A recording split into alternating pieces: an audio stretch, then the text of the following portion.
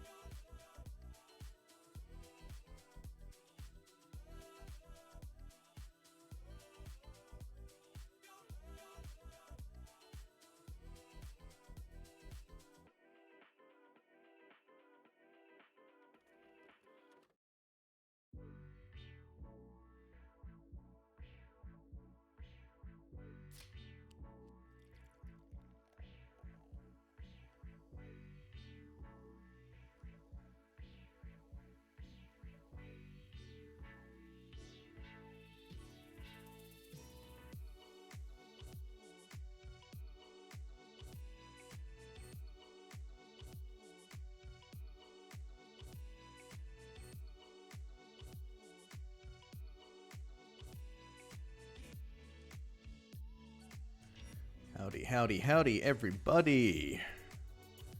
Welcome back to the stream. Been a while. Been a few weeks. 2 weeks? Not crazy long period of time, but I was off. Had a bit of a break, went back to my hometown. But I am back now and ready to start digging into some new stuff. First of all, though, thank you to the 2 people who just followed me while the initial countdown was on. Lotus Otho and Glad Knox. Thank you very much. Hey, Loic, how you doing, buddy? Glad Knox. I think, are you... Oh, yeah, you're Sam? I think you follow me on Twitter, yeah? I just saw one of your notifications come up. Welcome, welcome.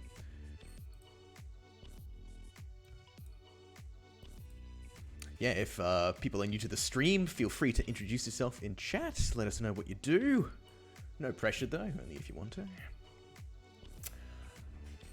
I mean, pretty much the only people who watch my streams are riggers, because this stuff is incredibly dry otherwise. Maybe some interesting, pretty things on the screen once stuff starts deforming, but beyond that. What are we... I'm doing great. Oh, getting ready to move to the UK in 2 weeks. Hell yeah. Well, is that a hell yeah? The UK's, like, not on fire right now, but didn't, like, the pound crash? Oh, boy. Sounds exciting, though. Definitely an exciting time to be around. Have you got a... Well, you might not be able to say, but have you got a new job? Are you just looking for new things? Just working remote from a different area sort of thing?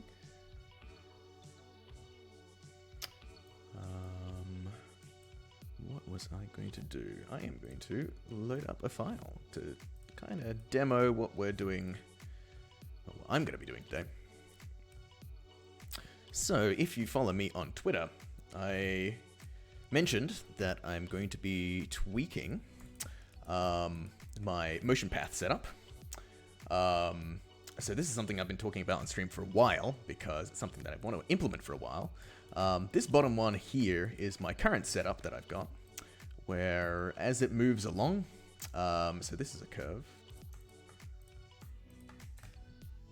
Each of these elements along the curve is a locator constrained to the curve via a motion path. And each one is sort of like aiming at the next and using a up curve for a up vector. And you can see the deformation there isn't exactly the greatest ever. This is like really simple skinning, but you can see here, this sort of curvature could be a lot cleaner. So when I was messing around with my looping motion paths, or something that I posted on Twitter a few weeks back, I was messing around with some of the actual up vectors involved with motion paths directly, as well as their ability to sort of like follow along the curves. And I found that it actually gives deformation that's much more preferable. Like, so compare on the top, you can sort of see at the crest of this, the zenith of this curve here, it's much more centralized, it doesn't tilt one way or the other, and it just creates a more natural flow to everything. So this is something I want for my face setups in particular. So when you're moving lips around or whatever, you pull it up and you sort of get that nice curvature there comparative to this crappy curvature that we got on the lower one. So I'm just going to be experimenting with that a bit tonight, implementing it into my point on curve setup that I've got, simplifying some of the node structures I've set up, as well as kind of have the ability to keep this aim set up if I really, really want to. And then sort of plug it into maybe spines, necks, and things, just see if that all works. So, yeah, that seemed to be my plan for the night. Let's see how that goes. I guess I can say I'll be a senior technical artist at Playground Games on Fable. Dude, congratulations. That sounds like a great job. I think I see a lot... I think, like, every time somebody joins that studio on, like, LinkedIn or Twitter, I always see like a billion people like those posts. Like the stuff, I think the stuff they're cooking on sounds really, really cool. So I'm excited to see what you do. It's going to be awesome. Yeah, is Playground Games, are they central? Are they further up north? I'm not entirely sure where they're located in London. Glad Knox, I'll be lurking and rigging in Blender. Oh, cool. Rigging in Blender for your portfolio. Something I always say in the stream, Glad Knox, is when I reach, let's say when I reach, I don't know, 200 subscribers or whatever, I'll do a stream where I learn Blender or something like that, because I definitely need to at some point. Hey, Umesh, buddy, how you doing? Playground's close to Birmingham. Oh, cool.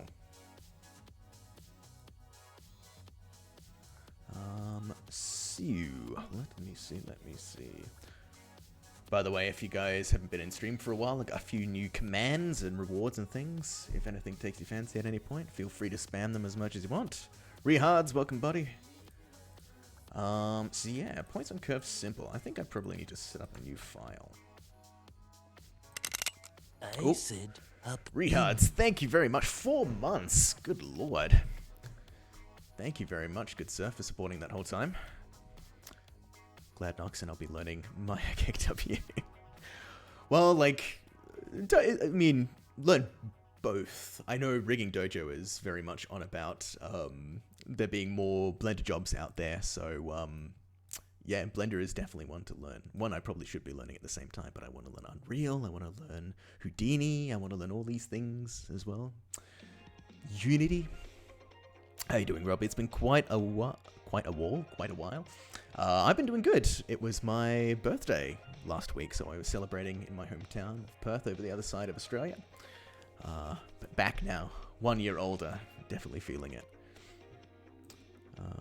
So how do I want to go about this? I think I am going to change these music because I feel like I've heard it so many times.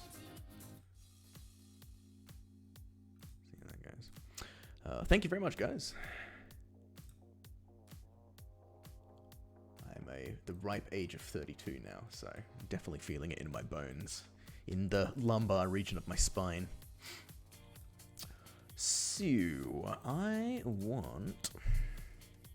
Let's go simple. Basically, so I've got this points and curve. Oh, Umesh as well. Thank you very much for the resub. I really need to do a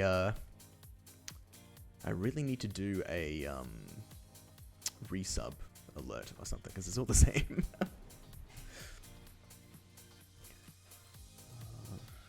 I think, have I added any new... No, I still need to get some... I need to do a motion path emote. I was going to do that at some point. Try and do like an animated one, but it's very hard to actually animate Maya things. But you get the awesome Cool as Ice one. So that's great. So points and curves simple. This is just a simplified version. I'm seeing double here. Oh, there we go. 4 crusties. Points and curve is my original one, which I need to grab some of the things from, because basically I got a bunch of like push out things. So when the motion paths gets, when the curve gets smaller than its original length, things can push out or stretch or whatever. So I want to implement those, or make sure I can implement those in the current setup. So that might be what we focus on. Yeah, Rehards, we got some new alerts, or new commands that you can use as well. Geometry-based ones. Feel free to check those out. Spam those anytime you see them. Anytime you see geometry I'm working on. So I think what we'll do... How do we want to go about this? Actually, EP.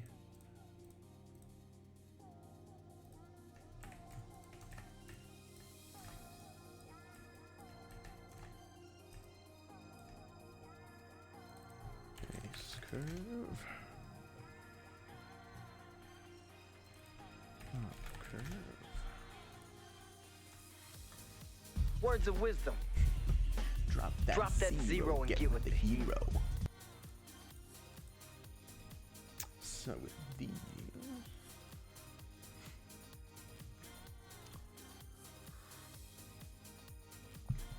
gotta go. Super busy week. Came here to drop a hello. Hope you have a great stream, and thanks for the YouTube VODs. No worries, Umesh. Yeah, in case people didn't know, I've started uploading these VODs to YouTube because some people were asking for sort of like a trail of what I was working on, just in case they want to refer to things for like reference or tutorials or whatnot. So they're all on my YouTube channel. Do I have a link to that somewhere? could probably add that somewhere now.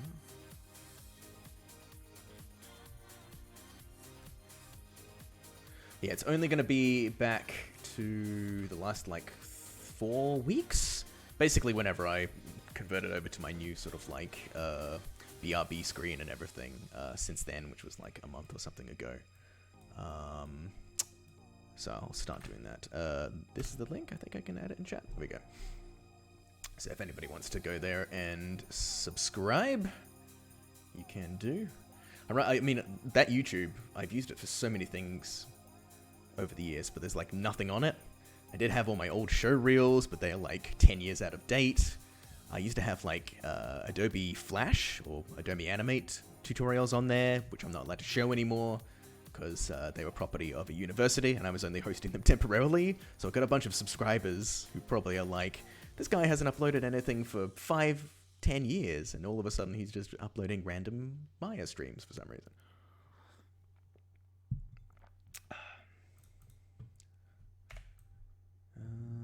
Let us cluster these.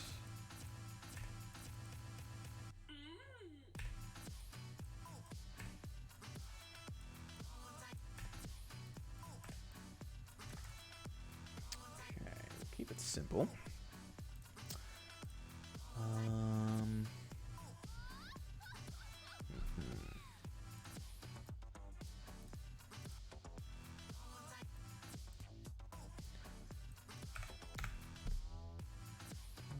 Prefix, space curve, and up curve. Number of transforms. How many do we want? We could seriously crank that number. Let's go 1, 2, 3, 4, 5, 6, 7, 8, 9. 9 sounds pretty good. U values, we just do it evenly. We'll keep it. Do we want to do a parametric? Not for the moment. Do aim constraints. Let's get rid of that. Aim vector, up vector, that could just be default. Let's see if that all builds. It certainly does. And if we grab these, everything should follow along nicely. Basically, I want to see like when I'm sort of like messing with the curves in this sort of like very abnormal way, how it sort of responds to that as well. But the other thing is going to be, what we'll focus on initially, is when you pull this back, these sort of can get like pushed out, and we'll see how that looks. We'll implement that in this. Actually, first thing, I wanted to simplify the locator structure, so everything sort of comes out of the base. And I think we should be able to do that now. If we add like 0 groups to these. Let's do that first.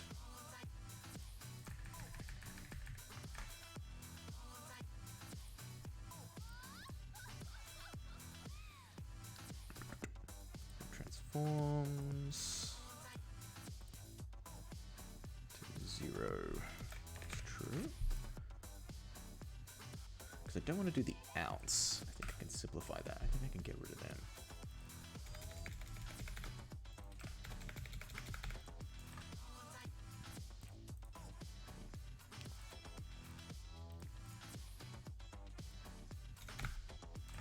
I may have to eat my words here in a little bit, but we can test it out initially. So basically, actually, well, I'll explain it once I build it. That's probably easier.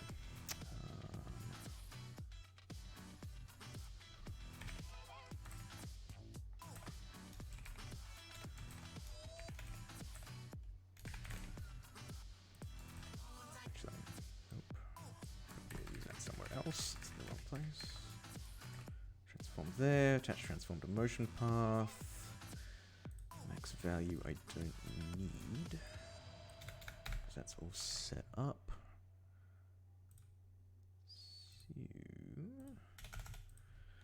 Base 0 and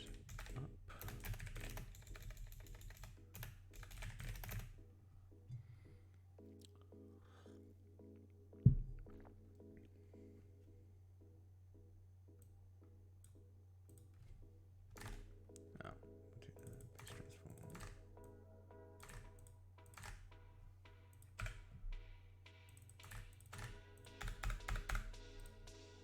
Swap these over from that, so we're constraining the 0 group rather than the actual transform, because we'll be using the 0 group gets driven by the motion path, and anything underneath, so which is just a locator, that's what we're going to use to sort of like project things outward. Motion paths, that's fine. Now,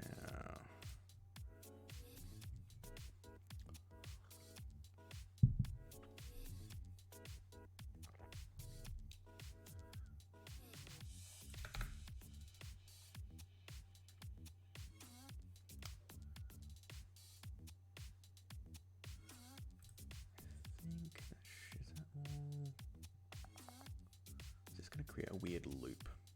It might actually.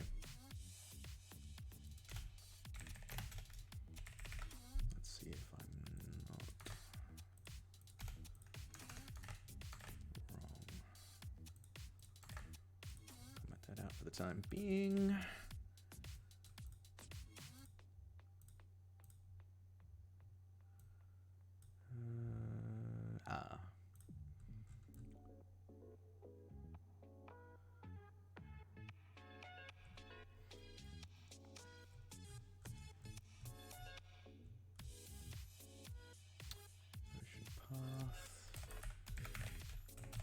It's now 0.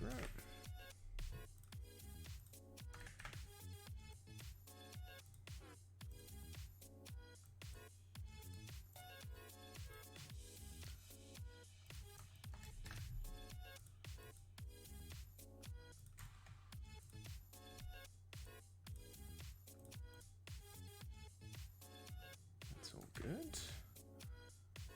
But let us just double check. What can I select here? That's fine. There's no weird looping going on, is there?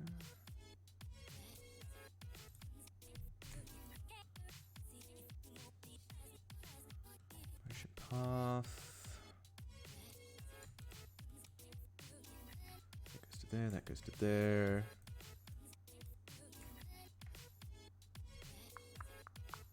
Cool, I think that's good. And what we can do if we want the aim, we can probably just plug it in underneath.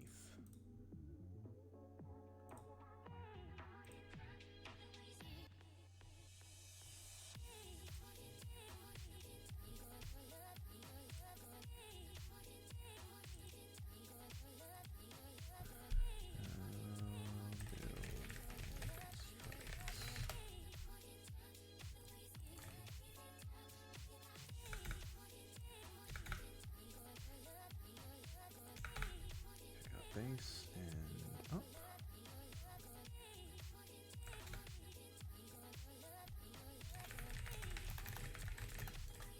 My redundant comments as per usual.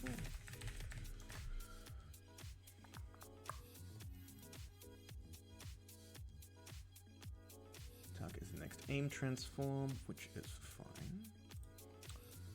Let's build aim hierarchy.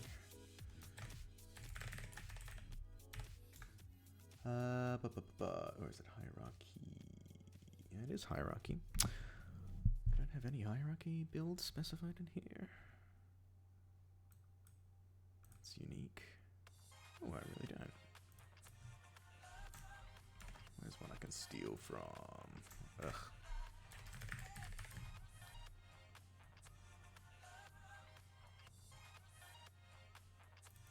There we go.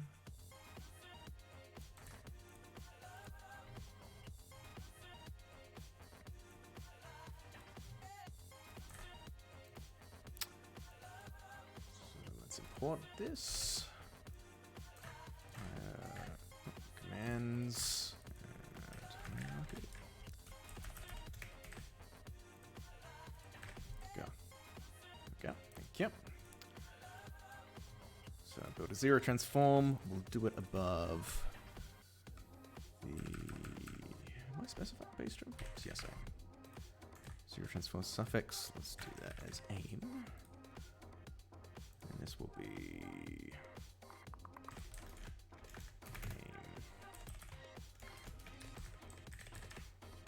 Let's see if this works.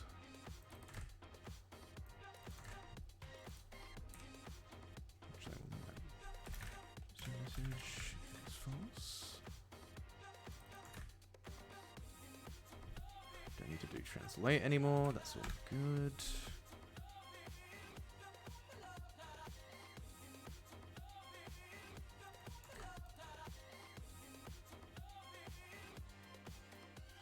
Cool.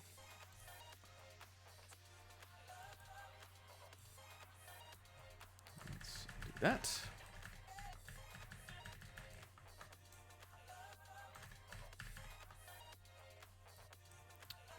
And we'll change it to do aim constraints. True. Cycle, haha. Thought that would happen. It's the final one.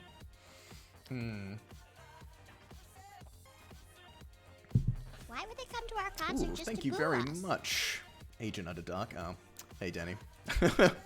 Welcome, welcome.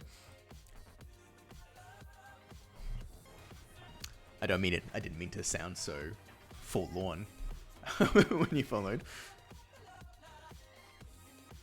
Hi, Danny. Ah, fuck.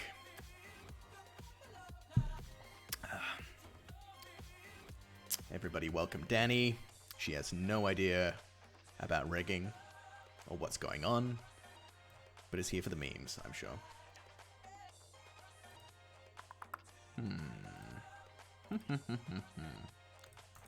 So,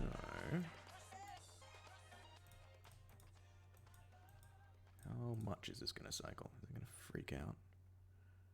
Not too badly. How can we avoid?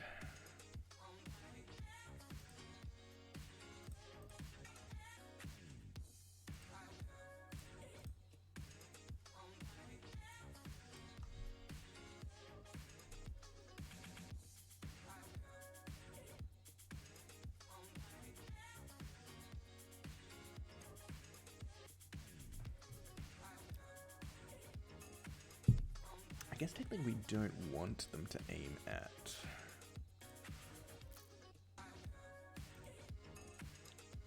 We want it to sort of be the 0 instead. But will that create? I think that should be actually okay. Right? I think so.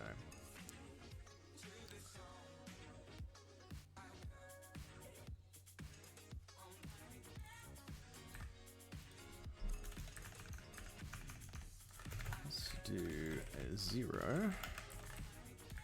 Let's see if that changes it. I think that should avoid the cycle.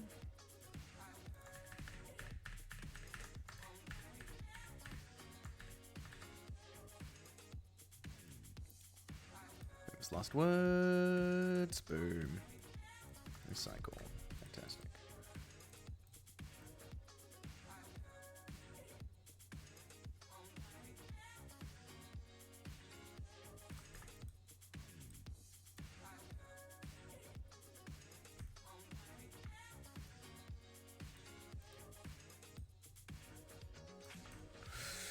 Is that gonna be weird?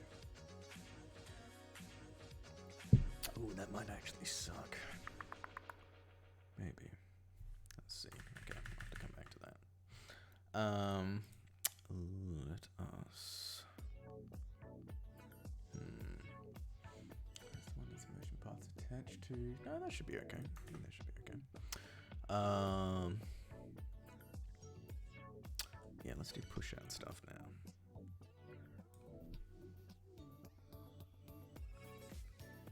Strain.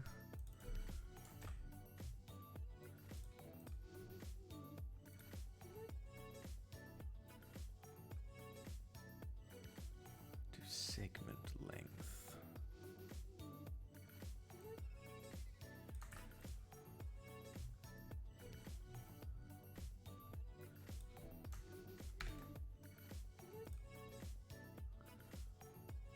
How's everybody doing, by the way? Oh, how's everyone's week gone so far? 2 days in. Nearly hump day.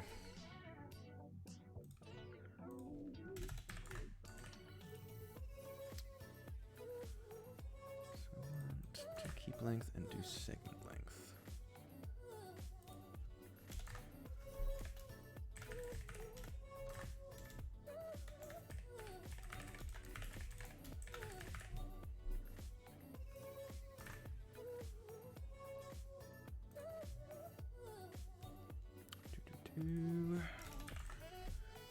Do.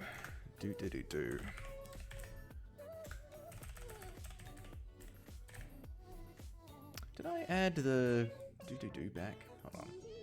Even I don't remember what I've added to my damn stream. Where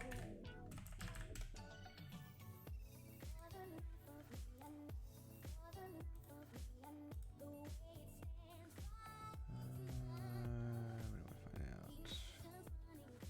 I do have do. Does that play that?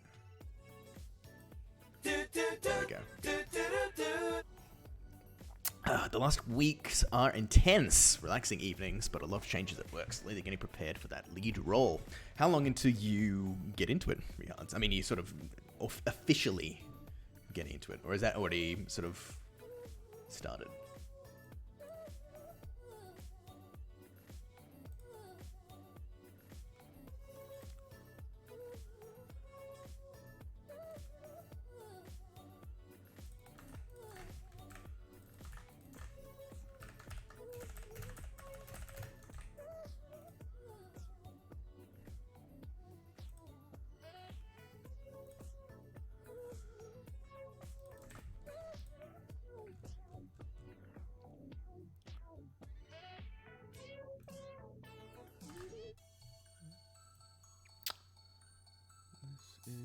Is curve attributes.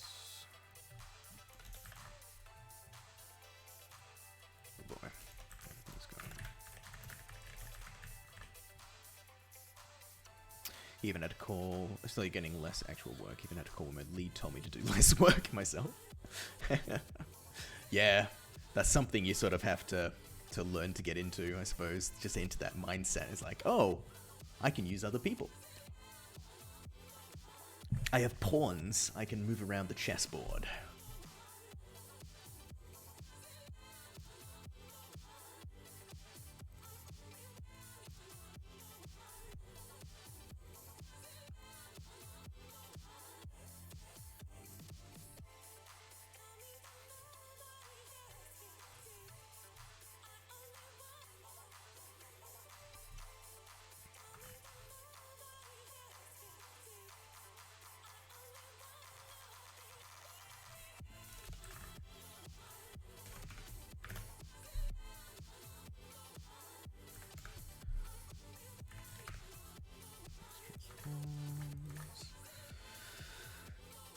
I just need the permission from someone. If someone tells me at work that I can do that, I will.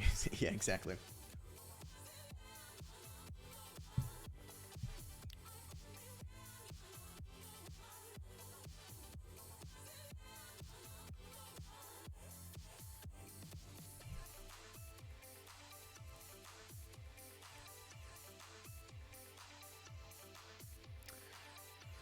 That's fine. Build output stretch value.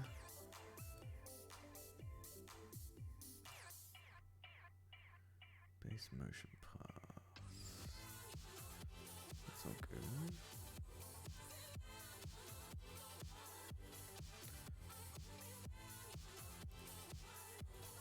The push outs.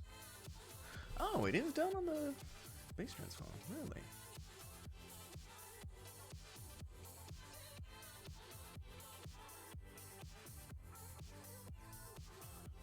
Interesting.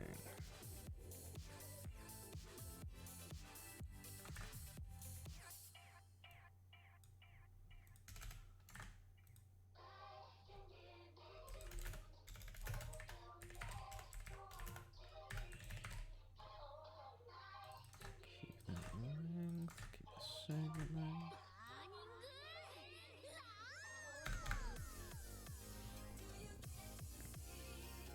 That'd be so weird to just start poking people at some points. It really feels like that. What you do, rehards, is whenever you need somebody to do something, they got their headphones in, you go up behind them, smack them over the back of the head, and say, "Hey, idiot," and, you know, that'll get their attention. That's what I do to people. I don't actually do that to people.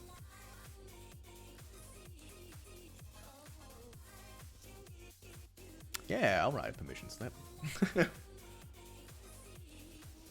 This guy told me it was okay to do. I learned it from watching you, okay?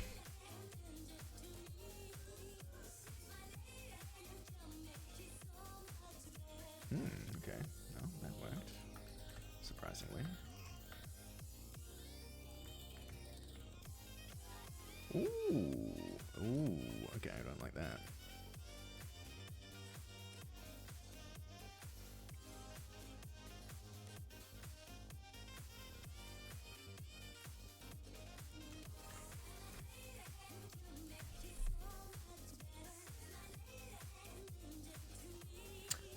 Okay, there was aiming all over that.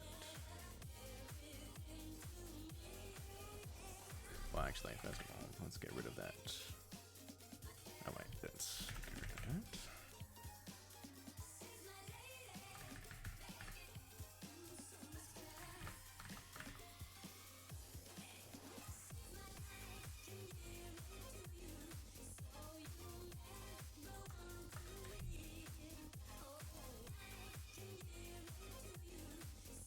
That's gonna freak. That's definitely gonna freak out the art vector, right? Actually, maybe it won't. Strangely enough.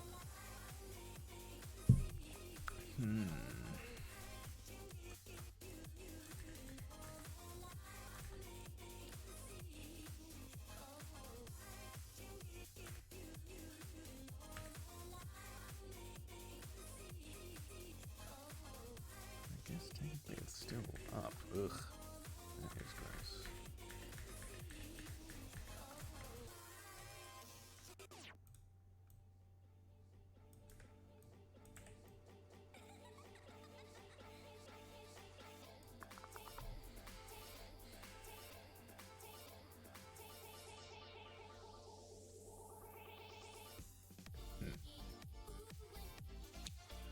So if you see something wrong, don't be afraid to put your hand on their stuff. Once in the message, just move stuff around. Yeah, the one thing I do miss in, well, I don't really miss it in the office that much, is two of the leads I worked with, the head of rigging and the head of animation. They both used ergonomic mouses, and I miss going to their computer, like, and they're like, you know, there's this issue, and I was like, oh, I'll fix the issue, and then I go put my hand on the mouse, and I completely forget how to use a mouse because it's tilted, what, like 90 degrees the wrong way, or a way I'm not familiar with.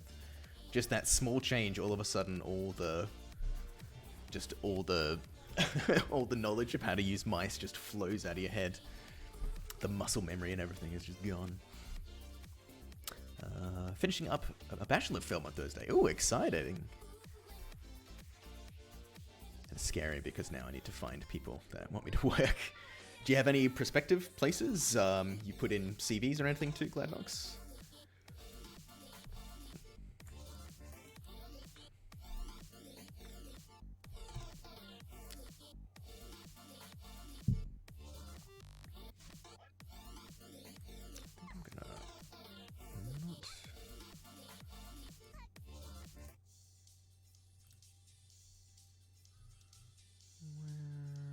Push outs go to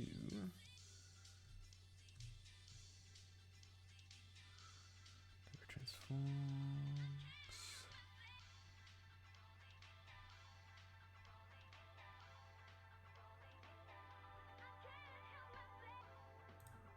Where did that come from?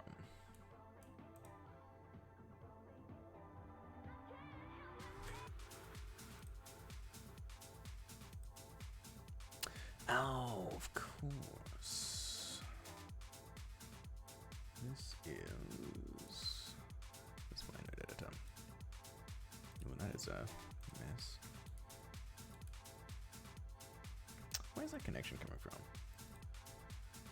Segment length? No, it can't be from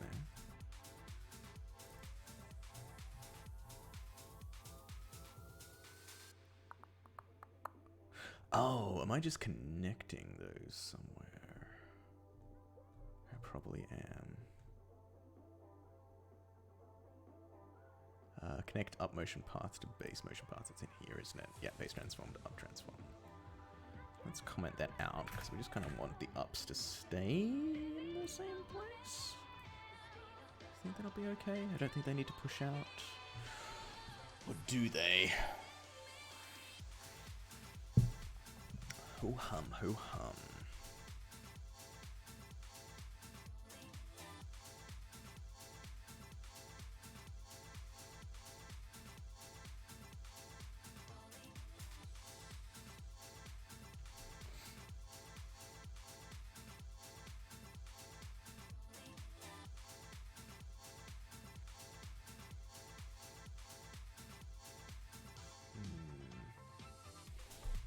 I have a feeling I may want them to do that at some point. But not yet.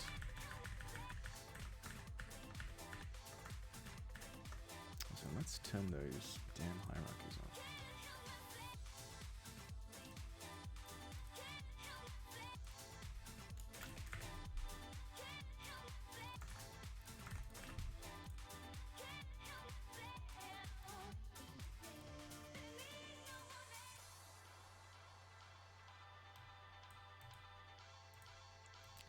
Shrinking that.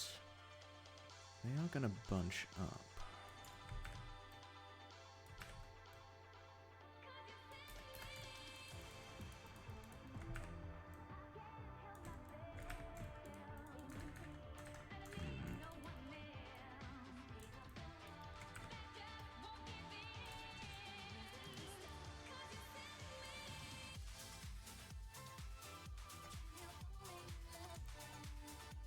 It doesn't seem too bad.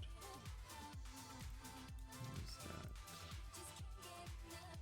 I think I have to try this more in practice before we can actually see if it's catastrophic or not.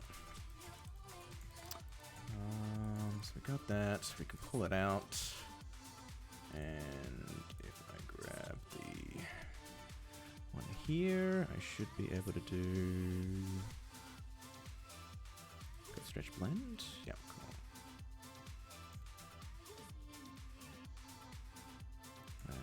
Ooh. Can swap the position from start to end. Cool.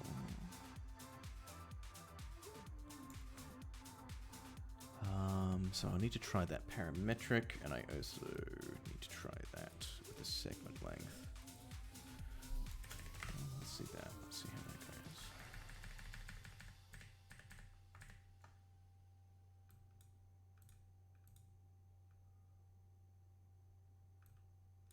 Oh boy, thought that was going to happen. Well, the ups are fine.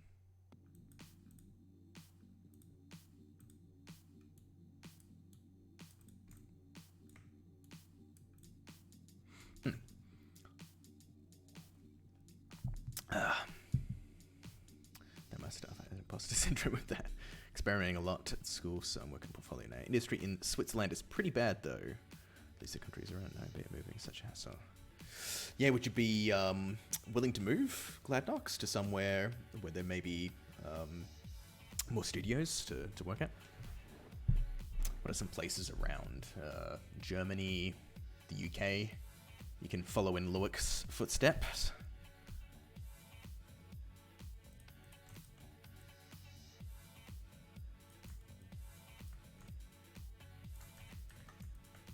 What is going on with these parametric bars?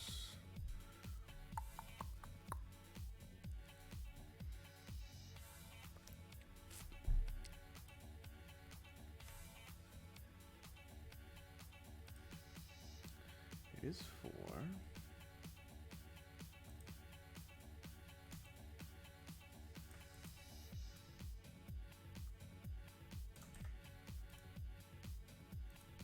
Oh, you know what? It is probably being pushed out. That is it.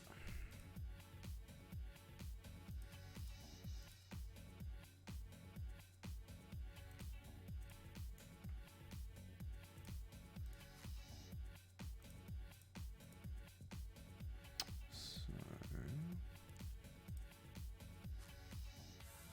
Original curve length.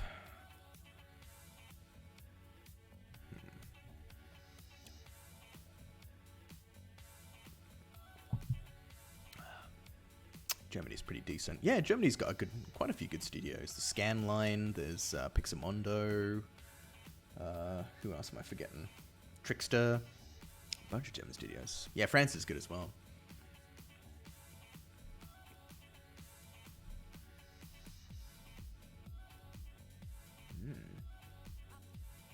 Got beard hair in my mouth. Gross.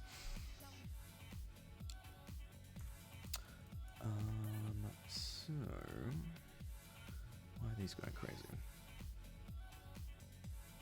Yo, man, that's a great philosophy, but like, can you put it back together with quickness? Hold on, I'm going to show you the brand new ones we got. Now, boys and girls, who knows what this is? Triangle.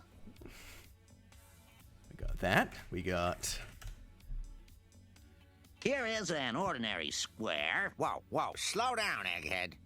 And we got... This one's slightly different. Octagon. Anytime you guys see shapes on screen, you fucking spam that shit. Considering I use tris, quads, and octagons probably the most to deal with stuff.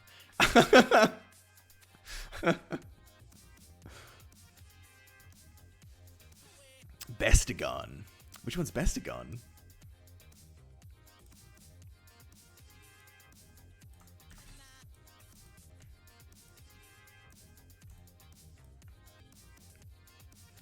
Hexagon?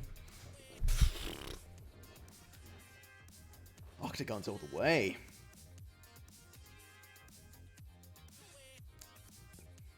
Why does everybody think, oh, it's from, oh, okay. Do people prefer hexagons for 3D modeling? I hope not. Octagons so much more evenly divides into lower and higher subdivisions, right? That's what I based all my hand stuff around. My hand model.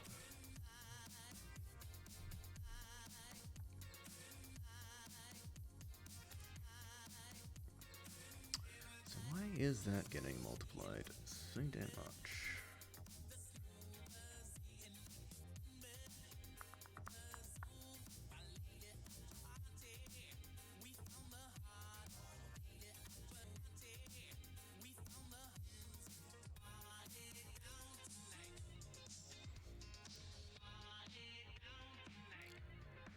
Value. Oh, I need to like normalize these, don't I? Crap. Hexagons tile infinitely in all directions. The only ones to do that except triangles and squares. Oh, okay. That is pretty cool. Is that why bees use them for honeycomb? Are honeycombs hexagons? There is like...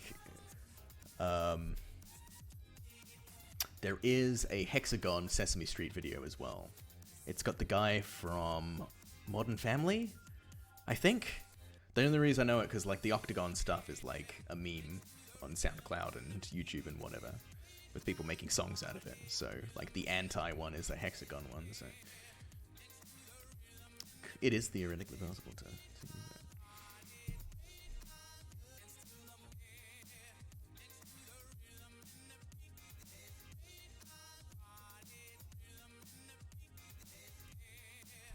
Crank these all down.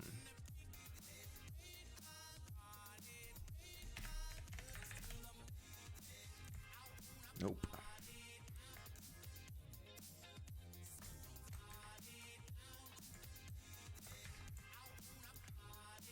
So all the values are fine. It's just because it is going beyond that value. It's getting pushed out in the chain somewhere.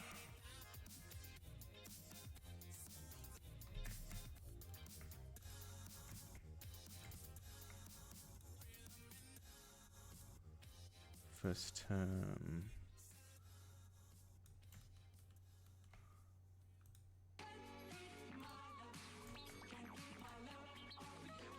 God, I hate this. Why did I want to redo all this stuff? Well, not redo it, but mess around with it.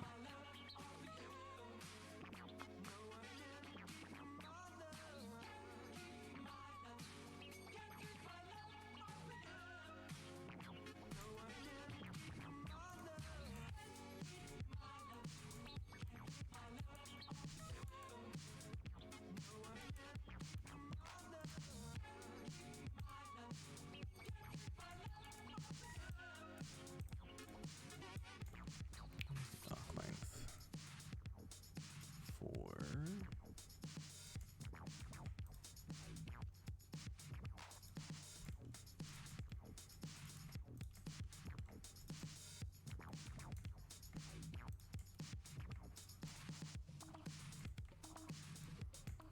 God, yeah, this is gonna be annoying to go through. I don't really want to do it.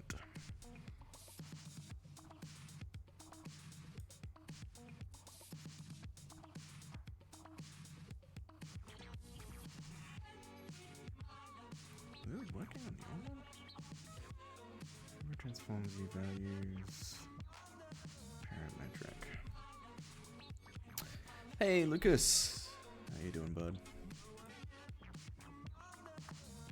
Point on curve.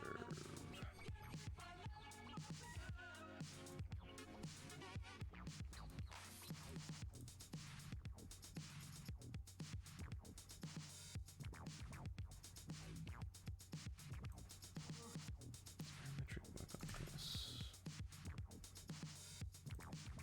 Wait, is it the other one? Yes, it is. Undo all this crap. Come on.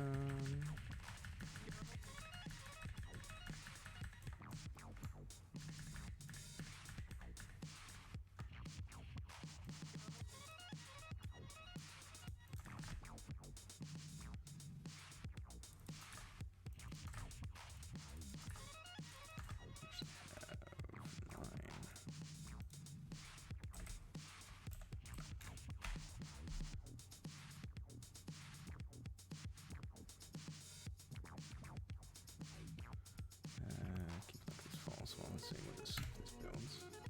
No, it doesn't. Okay, yeah.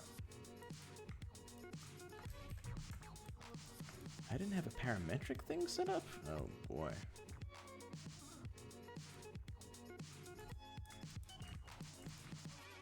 Yeah, that's definitely going to be something I'll need to do in my own time. Okay.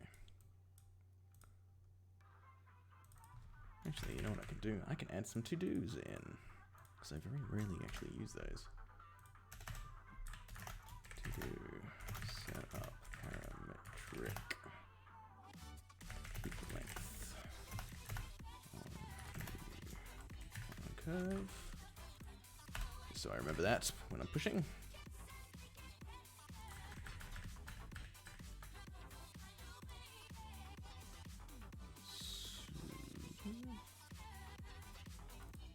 Wait, will this even work if I remove the keep length stuff? I think it will.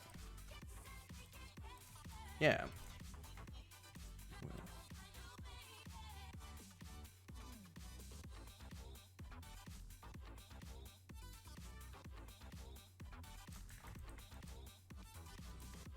Is it actually setting?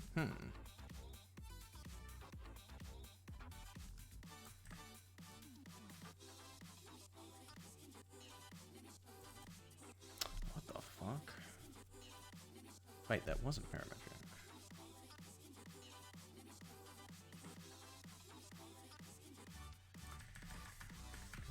Undo. Okay, hold on. Parametric true. Do aim constraints false. Do keep length false. Okay, that's good. Okay, that's what I want. So in case you guys don't know what I'm talking about when I'm saying parametric and stuff, parametric keeps things sort of like isolated. I can't remember what the non-parametric one is called. I think I just call it uniform or whatever. So when it's parametric, it'll stay within the bounds of the CVs. Like Like, it sort of, like, calculates in between there, whereas when it's the other one, it sort of, like, calculates the overall length of the curve, 0 to 1, and sort of, like, goes from there. So this can be useful. Like, this is more useful when I want to use things for, like face curves on the face for, like, lips or brows or something, because if I pull, you know, the left side of the face out, I don't really want the right side to sort of, like, be pulled along with it. Just keeps things isolated and gives animators more specific control over particular areas. Like, something that like this might be preferable when animating sort of like, I guess, a snake or something. If they just like, I want to keep this section locked down and I want to only move this section, like, it's good for that. So I'm trying to bridge the gap between those two sort of versions a little bit more, but it's going to take a bit of time to set up. So if I do the non-parametric version, and we pull that first control, you see everything sort of like moves evenly. So sometimes this can be preferable, but most of the time probably not too much. Yeah, depending on the situation.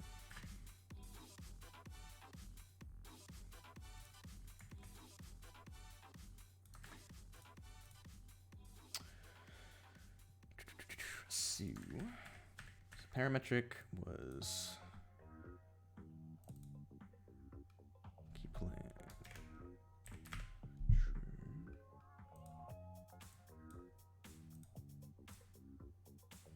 That's working for that. It's just not working with keep length on the parametric mode because it's blowing out beyond its original length. Yeah, okay, cool. That makes sense. Good to know. I will save that.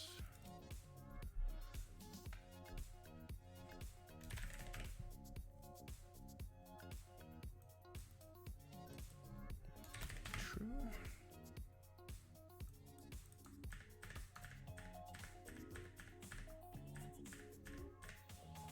Oh, what am I doing? I'm way too far in.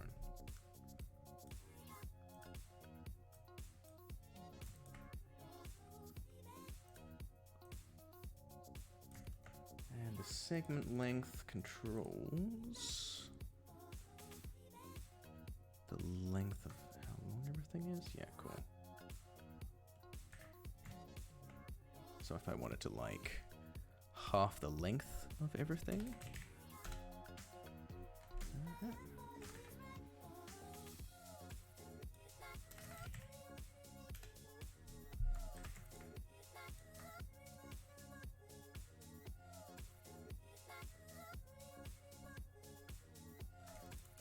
That doesn't seem right.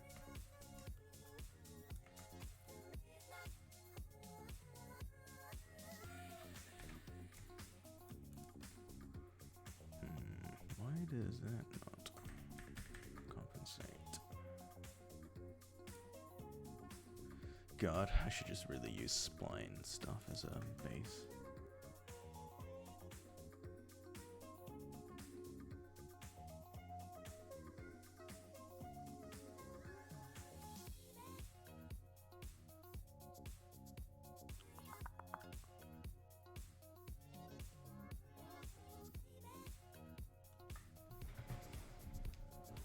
Just be much less hassle. I'm applying this method to make the liquid of a wine glass. Makes it look much more natural. Ooh, cool. Oh, I'm gonna need to get some more tea. I will just be back in a second, folks.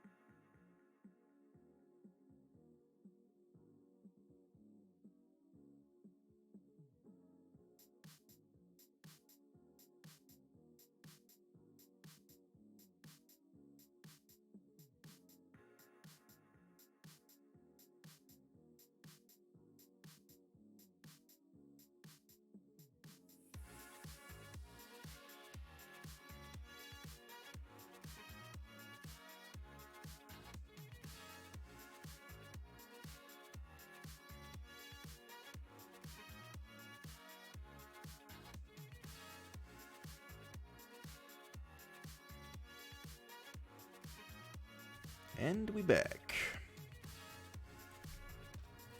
With some more tea. And it's not boiling. Fantastic. I'm scolding myself. Oh, folks, I have to be up at 6:30 tomorrow morning. That's going to be fun. To go bouldering. Considering I normally end the stream at 12 o'clock, I am going to be very, very tired tomorrow.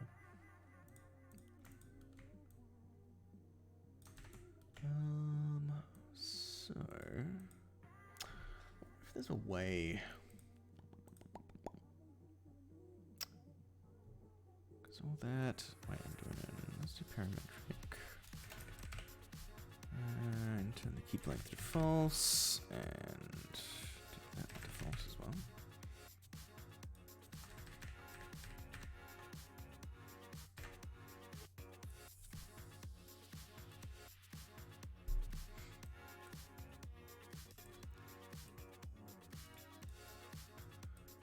Is the U value?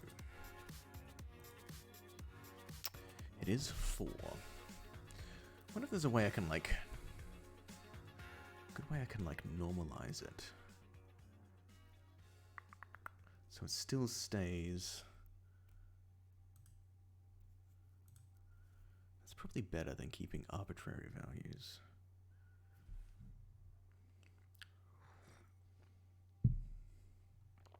Because these are all...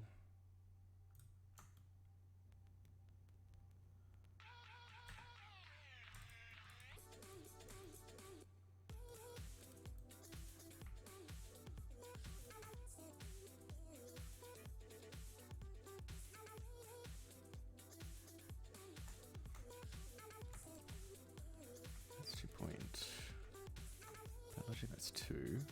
So that should be 3, but that's not. Right? Oh, it is.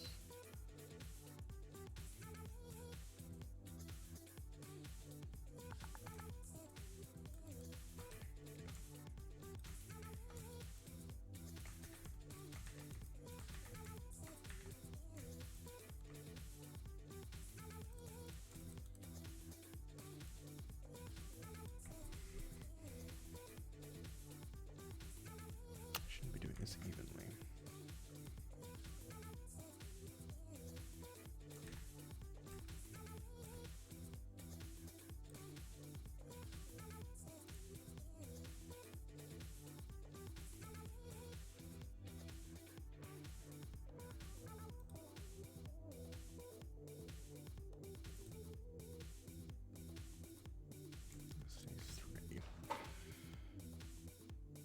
So as long as the output is fine, the original one, and then you normalize it. That's something I'm going to want to do in my spare time, probably.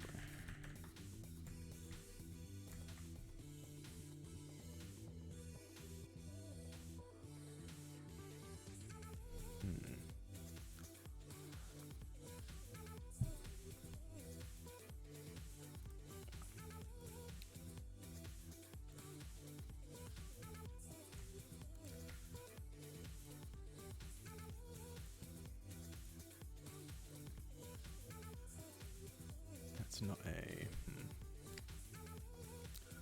It's a pure switch, right? It doesn't even come up.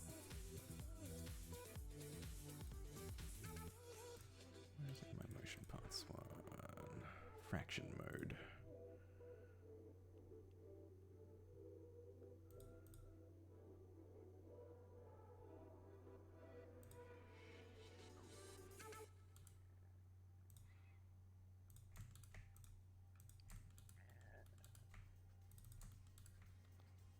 Nothing going into it.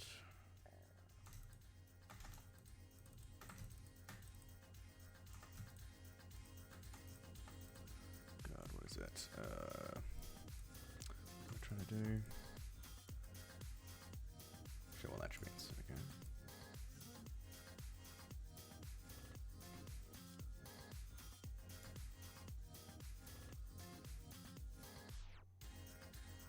There's no fraction mode. Should be in the motion path. I think. What does it look like in connection edit?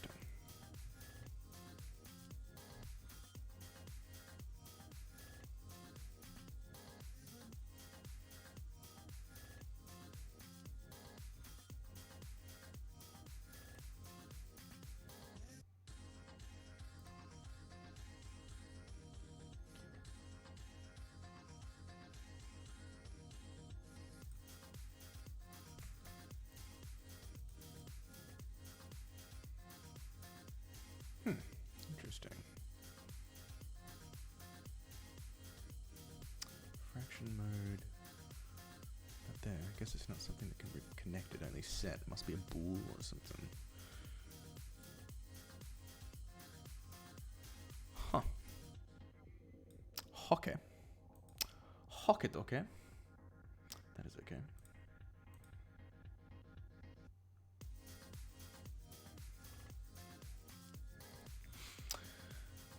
Oh boy, gotta get back bouldering as well. Been skipping the last weeks due to the move. Really miss it. I want to try bouldering, but I have to get my back better into with my afraid of. So yeah, those are two things. Probably, yeah, need to get a handle of before going.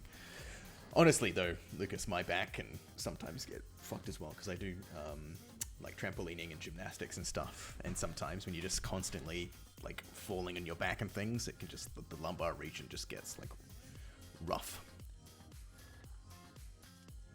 And yeah, the fear of heights is not so bad because it's not too high. If you're doing like just like small wall bouldering and not like the stuff with the ropes and everything, you should be alright.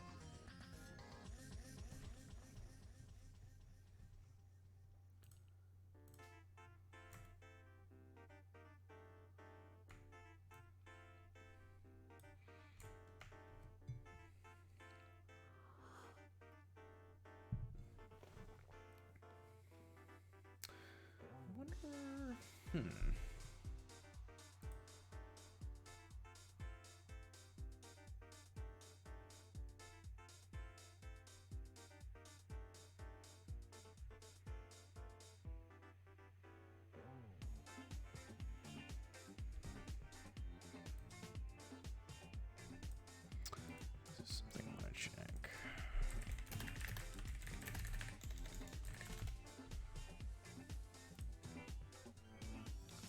This definitely is motion path. Motion path string. Correction mode. What is... How do you find the type of an attribute? What's the command for that again? Is it like get? Type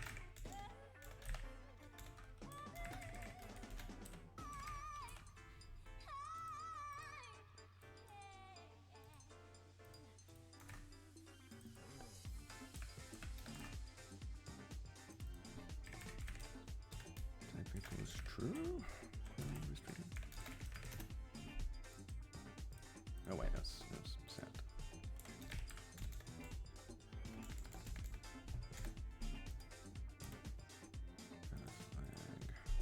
Oh, yeah, 'cause I don't need to. Get. Yeah, it is a boolean. So boolean could be used. Could it?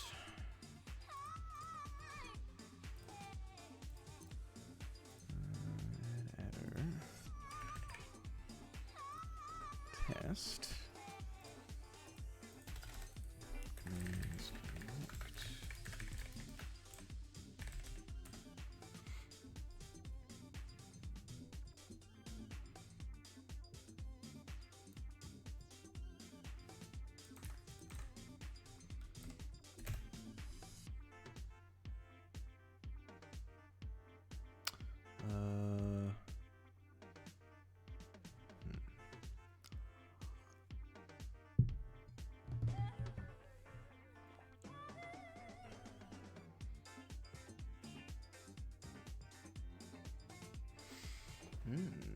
This could be interesting.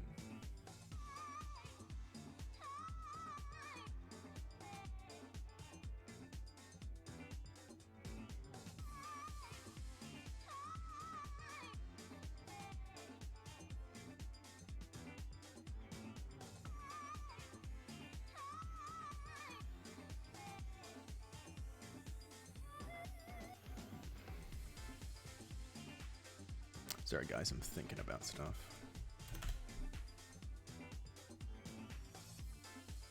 I think if I could potentially set up just like a blend to go from one mode to the other.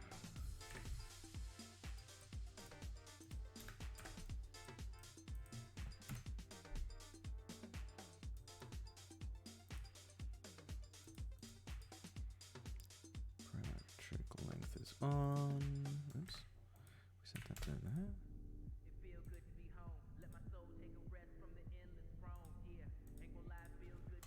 Yeah, that does work.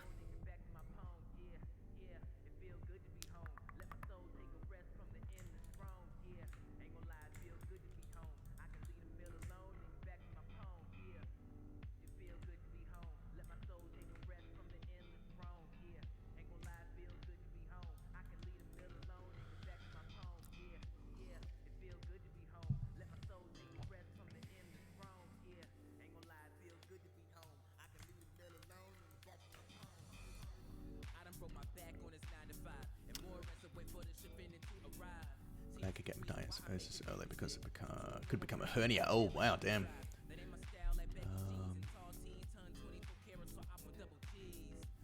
Yeah, hernia is that that's like a pinched nerve in the spine, in the lumbar region, right, Lucas? Is that a hernia? Oh no, sciatica. That's what I'm thinking of. Sorry, it's a little bit different. A hernia is a herniated disc or something. I think that's what it is, right?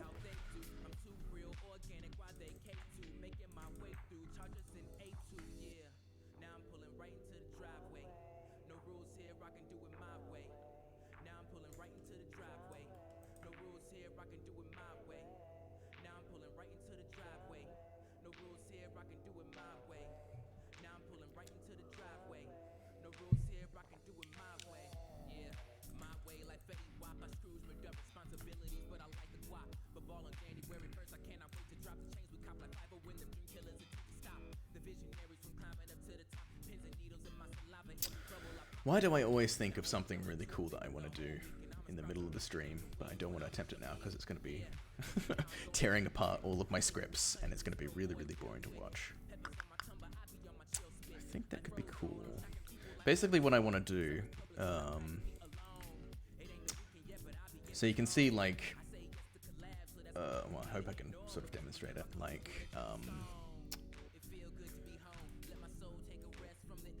so when it's set to like parametric length, what it needs is like the full, like the the U coordinate along the curve. So a curve by default has the what is it?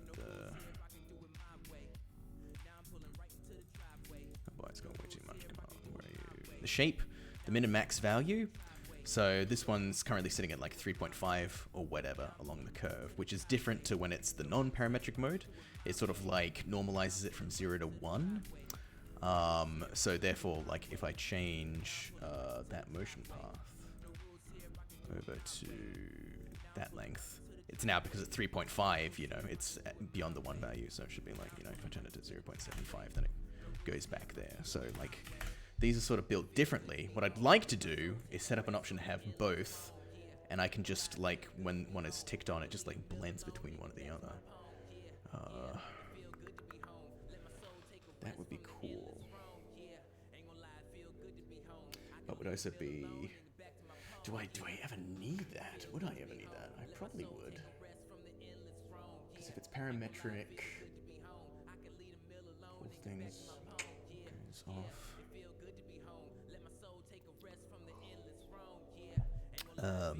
Sorry, yeah, it's like the U value of the motion path. So it, like when it's the parametric length, it respects the length of the curve. So that's the thing. Like if I was to rebuild the curve, see how like the min and max value is 0 and 4. Like I can just create a new one. Let's make sure. Oh, okay, let's just rebuild it. What am I doing? Rigging, modeling, curve, rebuild.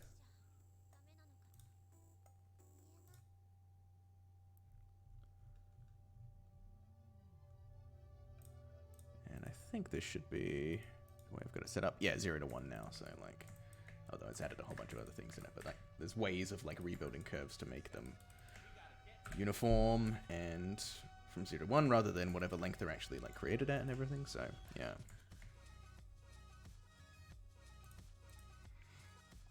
I'm trying to think, because the parametric stuff is important, but only really like the keep length stuff aspect of it is only when it's like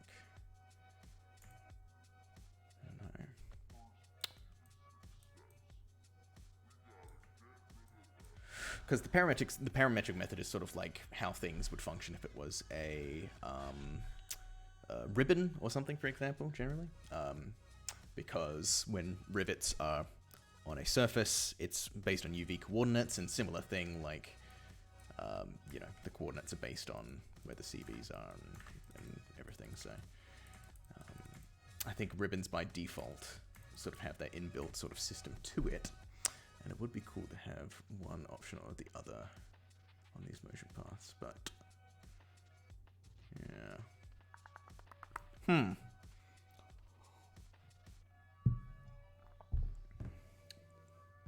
then I'm thinking of a lot of different things. But as long as the U value is between 0 to 1, if I'm normalizing it,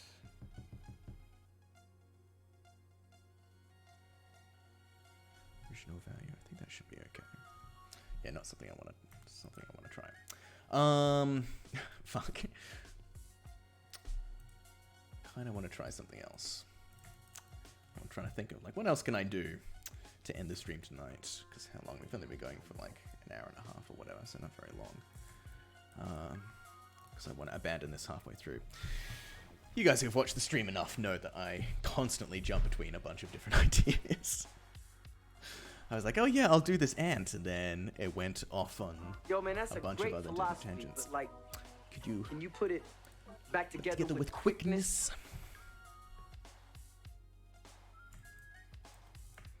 One thing I was doing as well, like I slightly changed my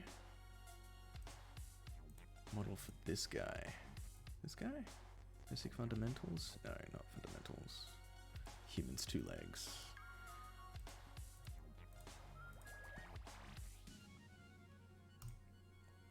This guy. Maybe I set up something with him. With the new system. How is my... Maybe let's see. Do I have legs and stuff? Okay, limb. Legs. I could do something for that. Because that's another thing I wanted to test out with this dude. Retargeting stuff in Unreal.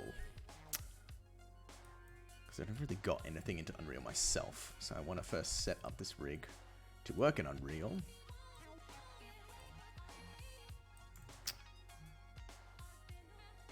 Because I think 2 legs is based on the old system. You'll be able to see, like...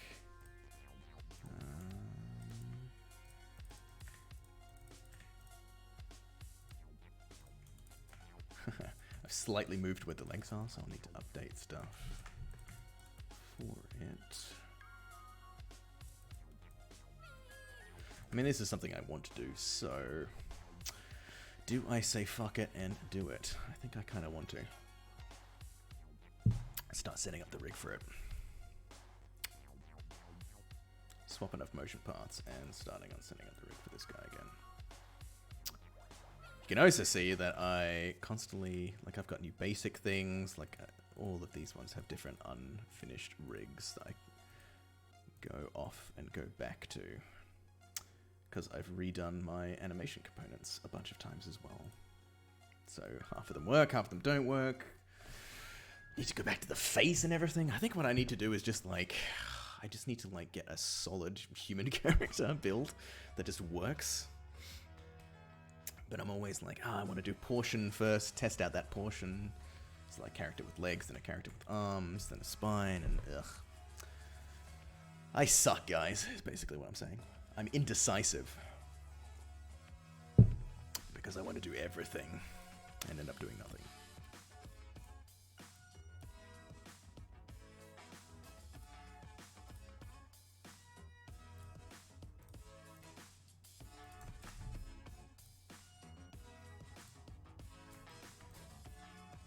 Yeah, alright then. Let's do it.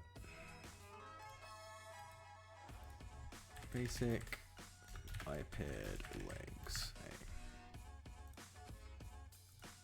Files, model base.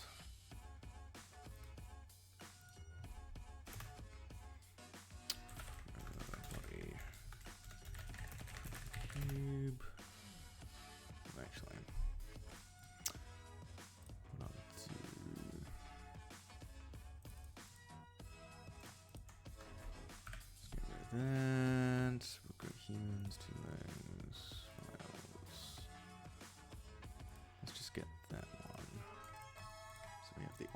reference.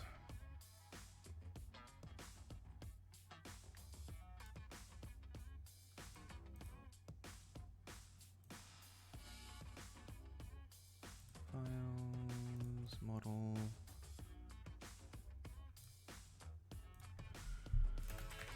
Original from Sphere.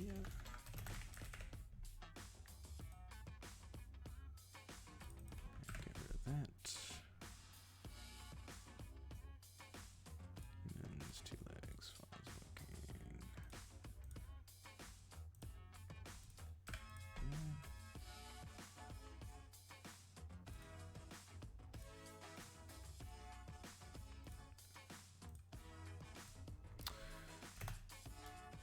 New body from cube and legs in. Cool. The artist's tale. Yeah. I know the feeling yesterday I spent hollowing out a book for a secret diorama instead of working. Well, that's interesting though. That's definitely a form of creativity outside of this kind of stuff, huh?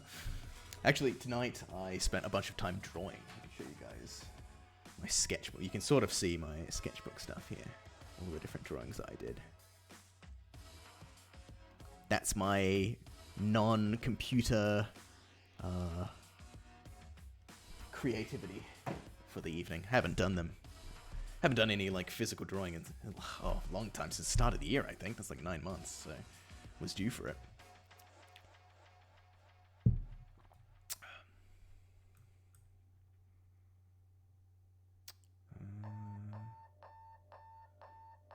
Actually, can I do? I can show them. They're off. Hold on. I'll show them big screen because I can do that. There we go. There we go. I can see them a bit better now. You guys tell me which one's your favorite. People seem to have preferential to the pair of pants that seem to be sentient and want to kill themselves.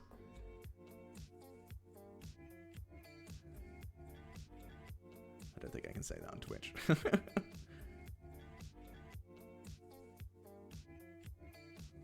we go.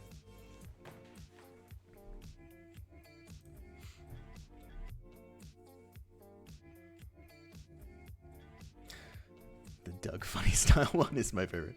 Like the little blue one. Chubby orange dino guy. Yeah, that guy's that's a good one.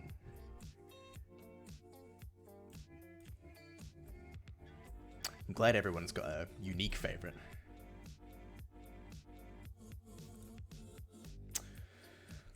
Okay. My bed legs. Legs, file. Guide rig.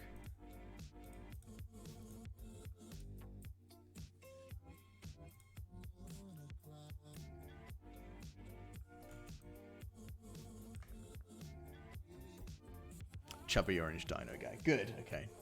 Chubby orange dino seems to be... yeah. I'm happy with that one.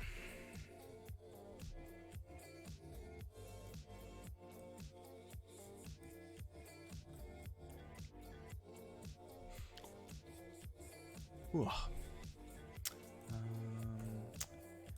Piss. How can I do this?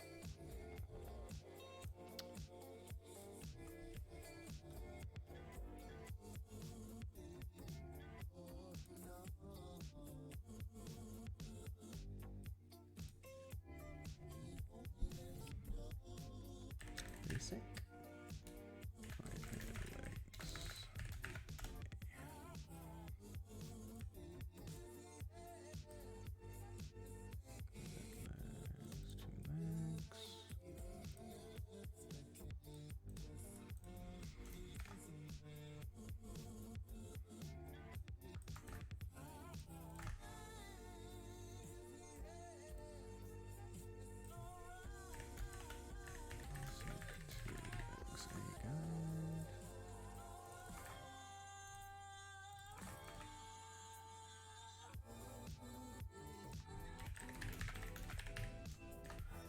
Change the naming convention for these as well. I did. I took out the char. So it's largely irrelevant, I think.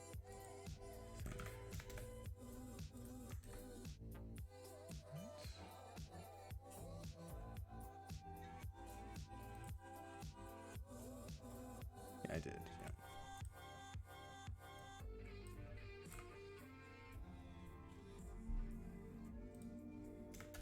Basic.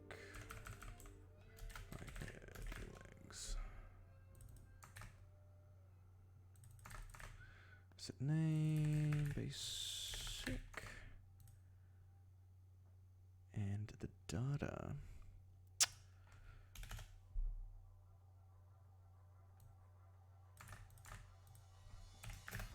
Hide that.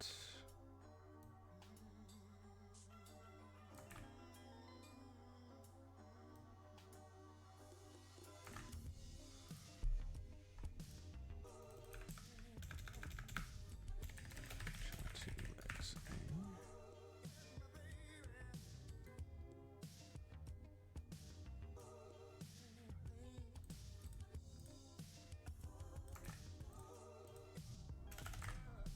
Whoopsie doodle. Whoopsie doodle.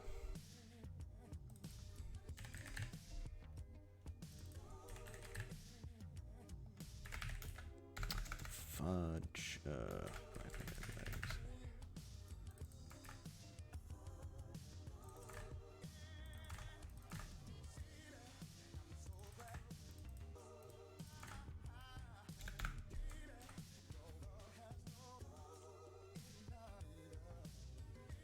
That's it. They should allow me to rebuild it. Right?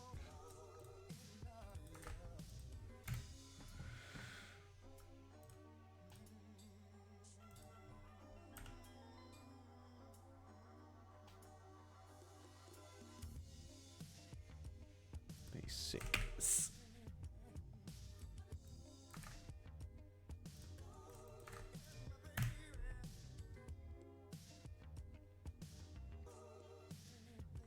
Oh boy. Why so small?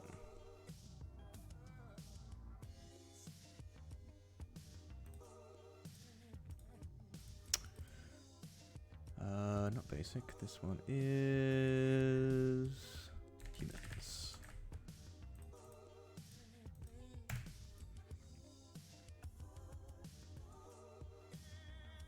There we go. That's more like it.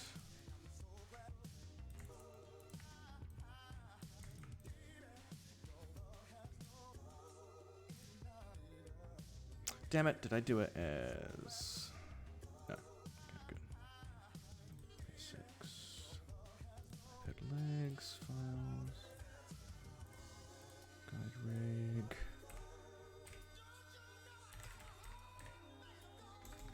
What do I call this normally?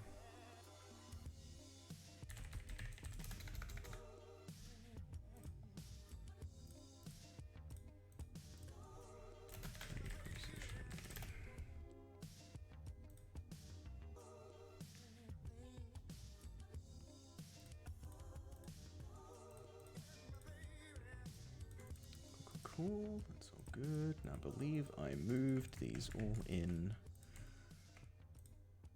only to... Hey.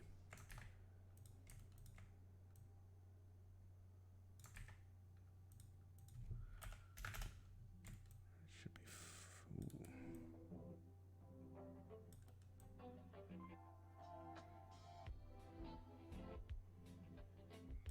I moved it up a little bit as well.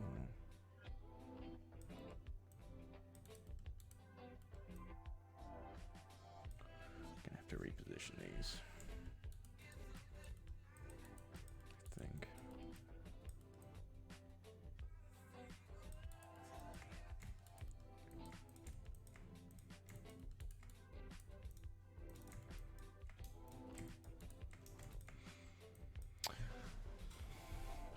Ooh. It's great to do stuff by hand from time to time, and it's a great way to recycle some trash. I want to try clay and do stuff. I got the clay. Clay stuff's fun. It's like proper physical sculpting. Has good transient properties into actual like zebra sculpting as well. started watching some YouTube videos about it, and the collections of trash that people have is off the charge. Oh no, is that like hoarders? Frenzy of a couple of days watching.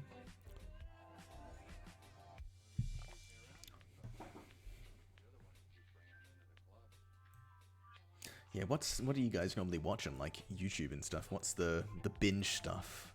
Because I'm always about like movie review channels, or you know, like Red Letter Media when they're like reviewing terrible movies and everything. That's very much my jam.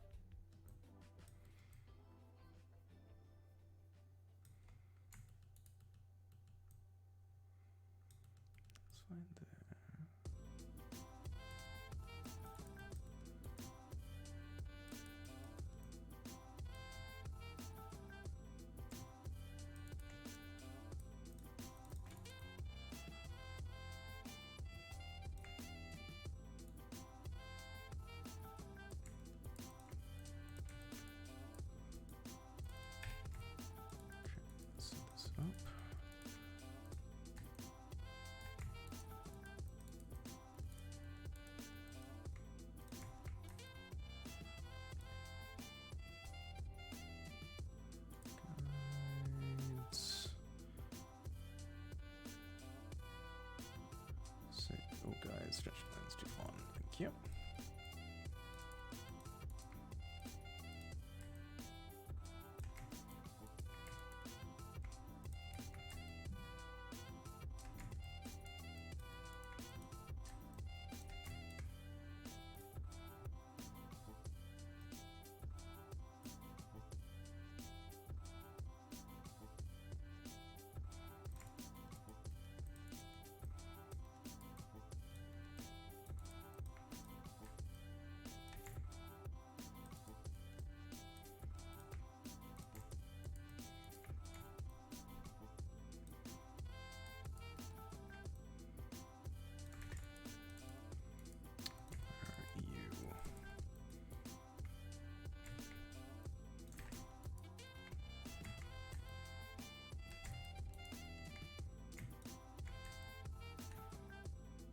Set to 0. That's all set up. Very nice. Those are fine. Actually, I want that to be more.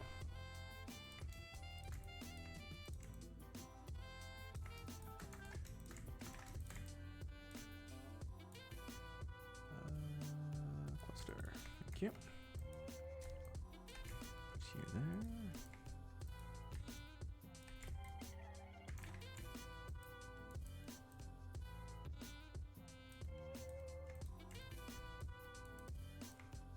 Offset? How did that offset?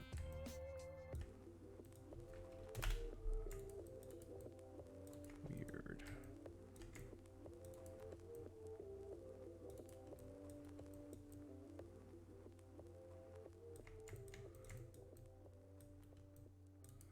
Seems right.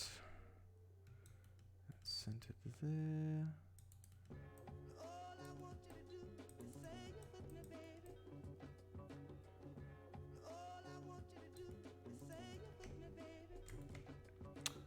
Let's save that. Oh, sorry, I've missed a bunch of stuff in chat.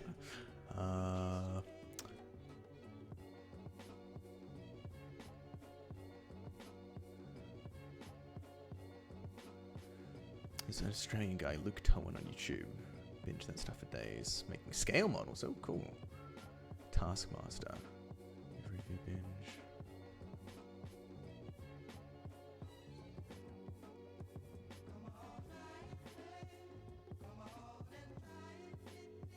Yeah, do you guys, like, when you're working, what do you watch when you're working?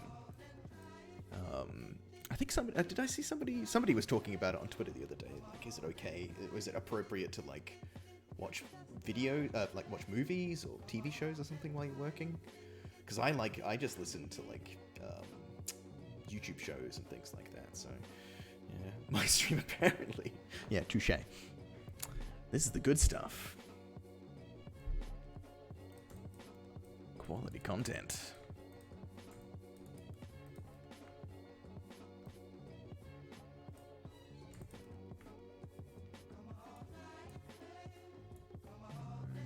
Mirror guys control left to right. Okay.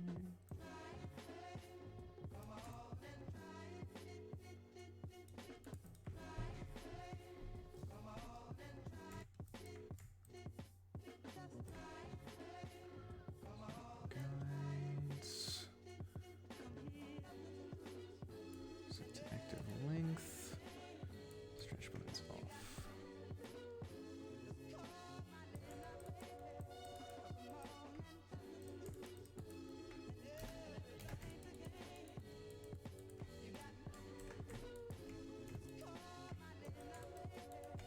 Does it actually work?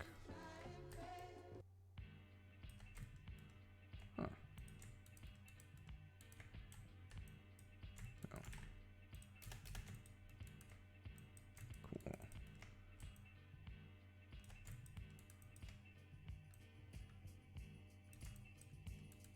Just want to make sure that is out to the front.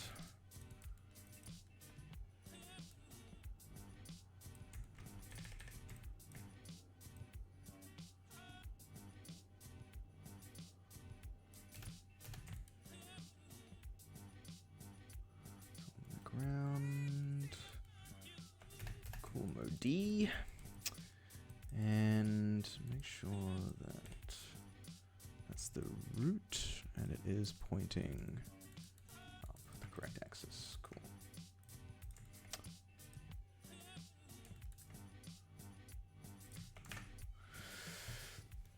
Most of the time I listen to music, can't write code if I need to. Yeah, if I, like, there's times when I just need to, like, turn things off just to sort of, like, focus, yeah.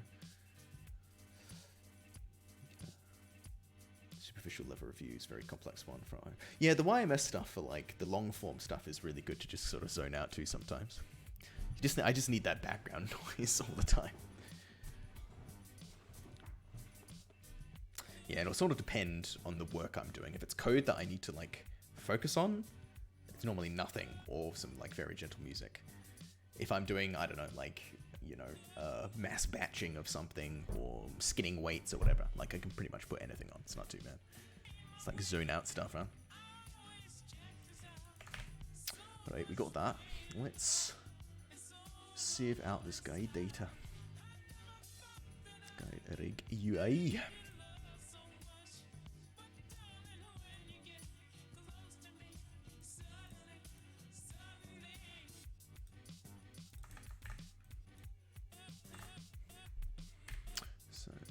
Is basic biped legs A. How do I normally specify this? Guide rig.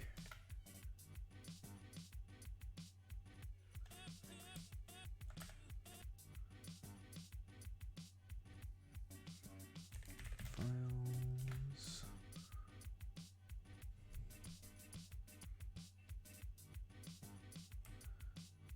Rig data 0101. That's it.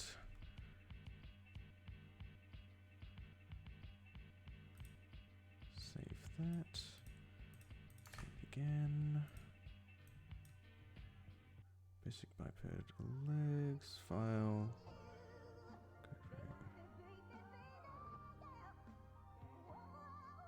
Yeah, that's good.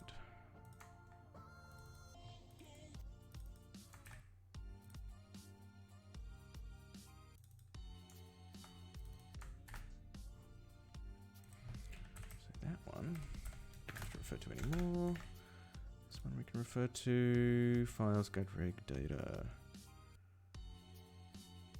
Yes, should be good.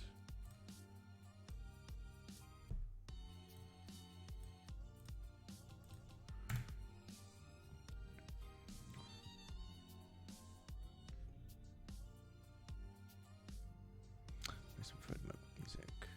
Metal actually helps focus more, just drowns out the outside world. That's an interesting way to go. Just something really intense. You could also get like noise cancelling headphones.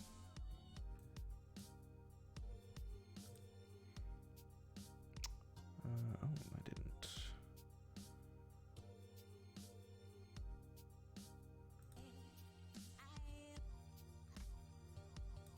Wait, why did that not execute?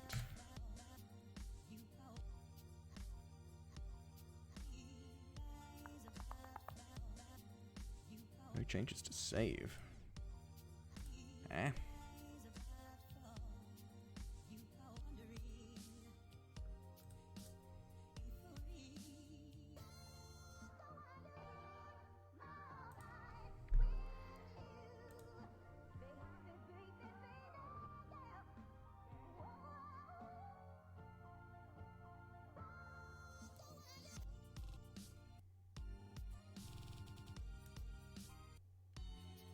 Just trying to save stuff? What is happening?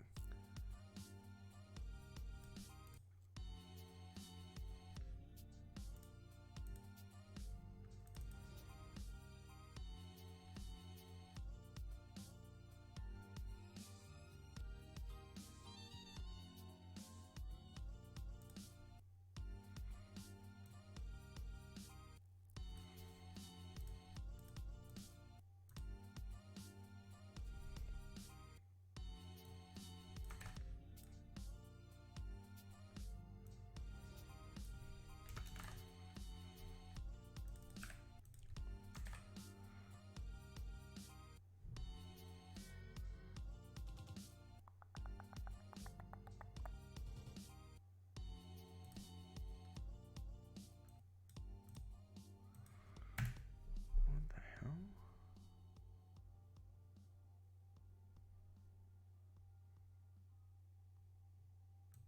Do you believe that your time on here on Earth has been a success? Is there nothing in? That might be why it's not doing it. It is wrong. Pick up one thing, then say, oh, there's something wrong. Let's grab you.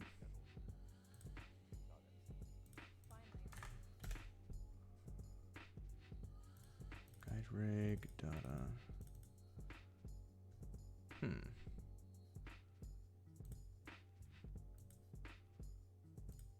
Okay. Why are you not saving? Or loading, I should say.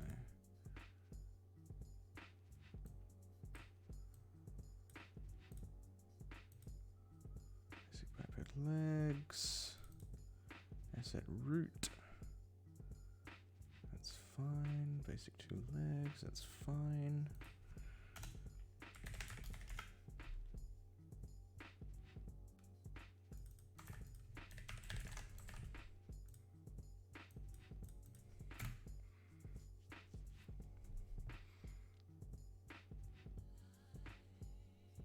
Damn it.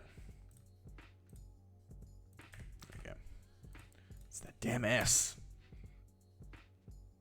I should change that actually.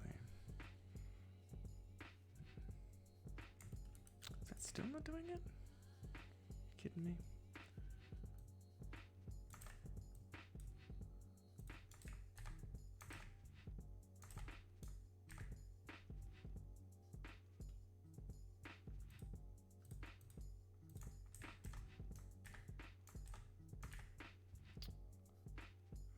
Oh, I'm an idiot. Wait, yeah. Go.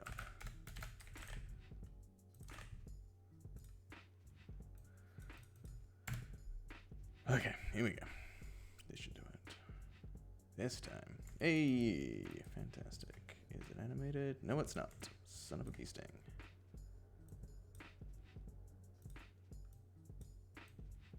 This fucking runaround, honestly.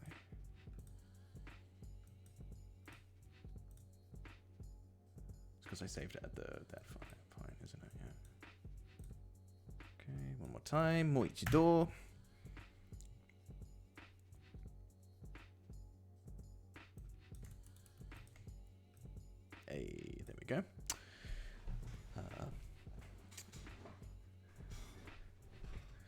Either no text or non-comprehensible text in music is fine for me. So yeah, metal. Oh, you mean like following the lyrics? Is that what you mean? Rehads?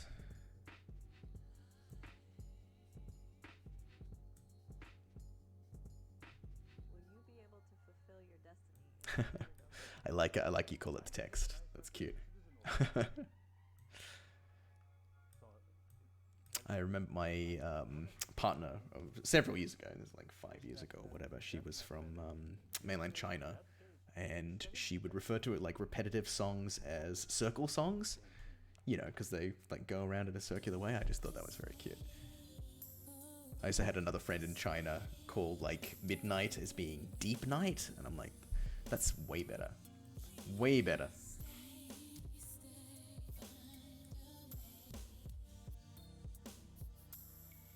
I call those loopies. Ah, great. Wait, let's extract these.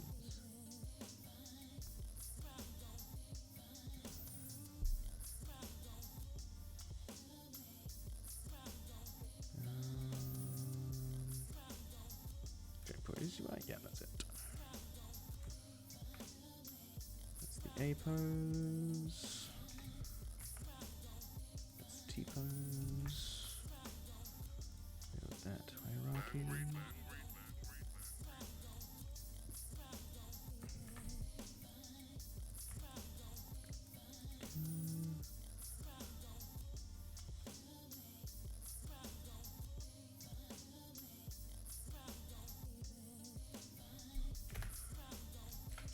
Good. Leg positions.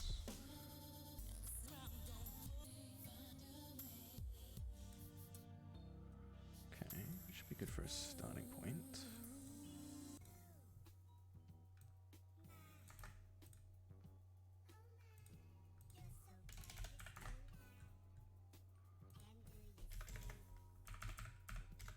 Basic biped legs.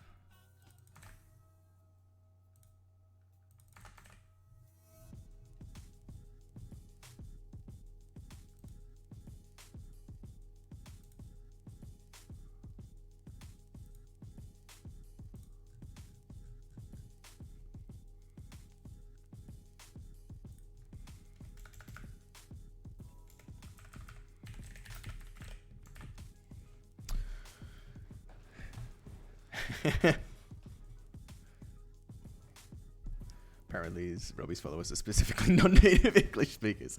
Yeah, it certainly seems that way, doesn't it? I get a few Australians in here. All the Americans are asleep. The Brits, we get some Brits in here sometimes. We had Borner in here a few weeks ago. Yeah. It's all European. I like to keep a European chat. Actually, some Indians as well. Although the folks in India normally check out a bit earlier. We need to do like I need to set up a thing for like a where are you from roll call sort of thing or whatever. So everybody, like when there's new people in chat, it's just be like, everybody say where you're from. Where is fundamentals A? Because I set you up with a bunch of stuff.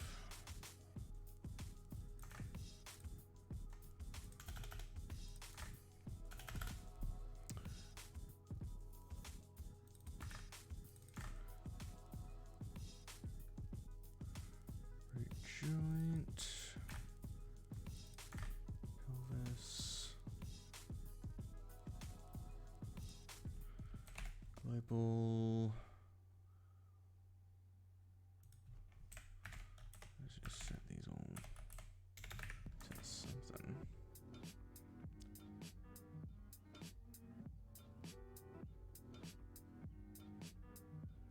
Don't need rivet geometry.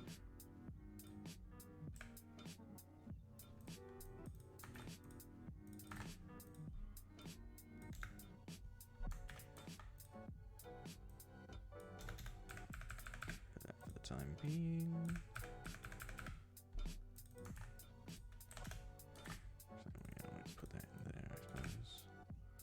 She's like, ugh, I've got nothing else. Let's put it in there.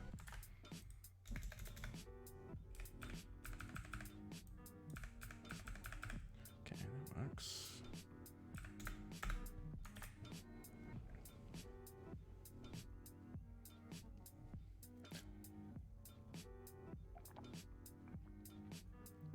Ah.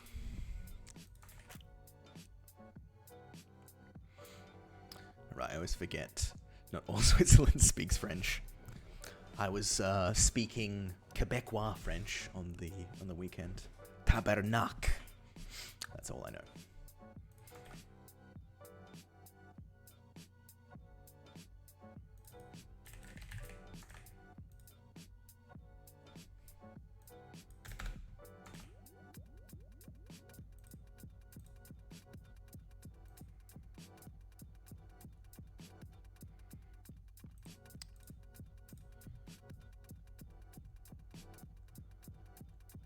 Steal these.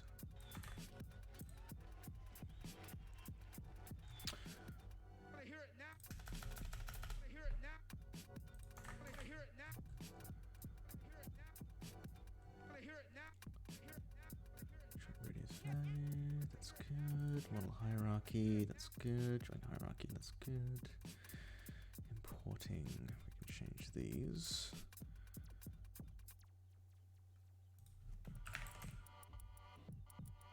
This is basic. Head leg.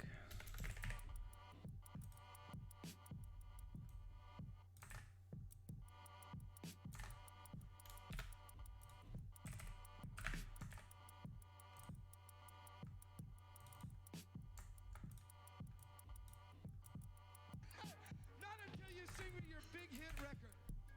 And I want to hear the Oh, big wow, hit it's got record. rivets I in wanna hear here. it now, and I want to hear the big hit record now with the bullet. Look at that. Parenting should be fine. Parent block should be fine. Get rid of you. That's fine. Light skin clusters. We'll keep that for later. No copy. That's fine. Oops. Halo control.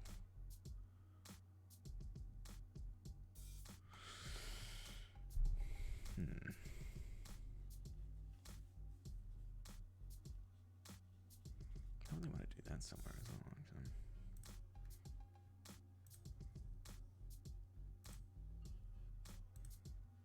It's fine. Delete objects. Cassette.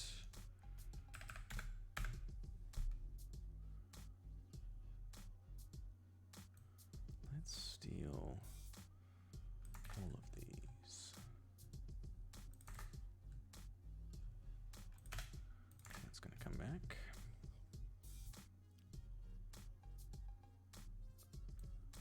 The rest can go.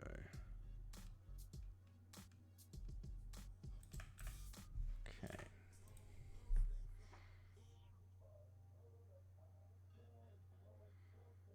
Let's see if defamation build works.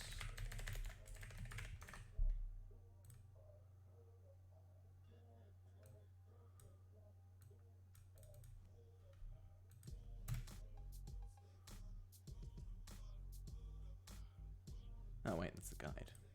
Whoops. Racco. Basic biped legs.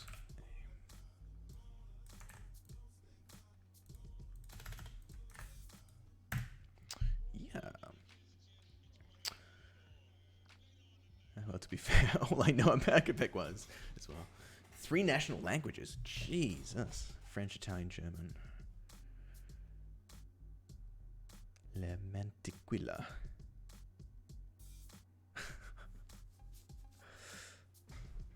Oh man. I enjoyed the diversity in the chat. The diversity of languages. Because, yeah, I can... One language is definitely enough for me as well, Lucas.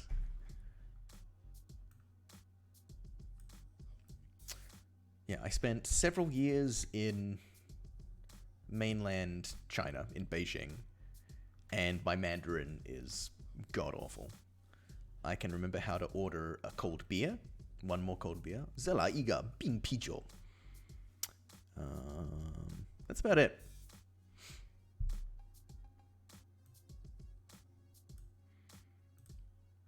I think I remember my high school Japanese better than I do my Mandarin. And I've never lived in Japan. I've just visited there. Is it like Shimatsu ni umi ni ikimashouka or something? Means like we should go to the beach on the weekend, I think. Yeah, Mandarin is like insane. Just the tones and everything. You think you're saying something right, but it's completely wrong. It can mean like ma, like all mean completely different things. And I do not know how to do the tones unless I like make the line with my hand while I'm doing it.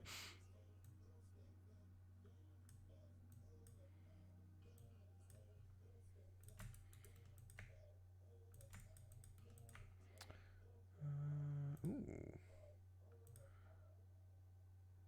Joints M root base.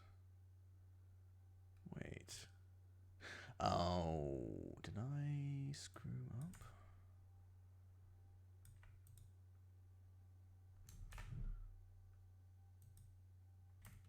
I think I did.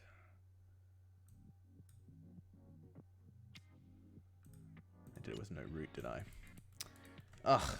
Always include the root, Robbie. You big dummy.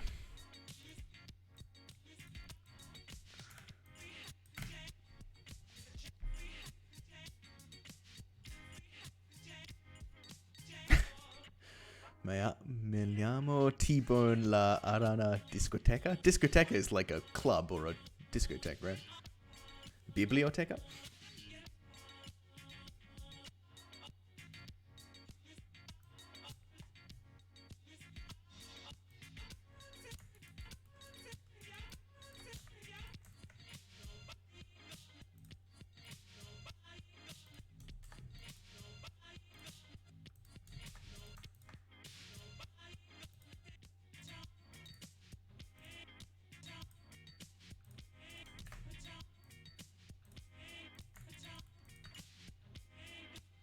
It's a dumb quote for Community. I thought it sounded somewhat familiar. Portuguese. I've heard that Portuguese and Japanese are actually quite similar in some ways. Something about like being on the same like, what do you call it? Latitudinal line or something? Because arigato means thank you in Japanese. Obrigado is thank you in Portuguese, correct?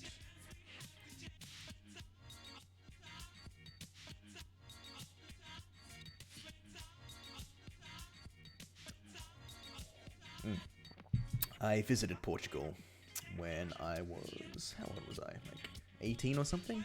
I just remember all the stuff there. I had like a lot of chicken, and the chicken was always served with chips and rice. And it was just like the best combination ever. I really want to go back to Portugal just so I can eat the chips and rice again. And chicken.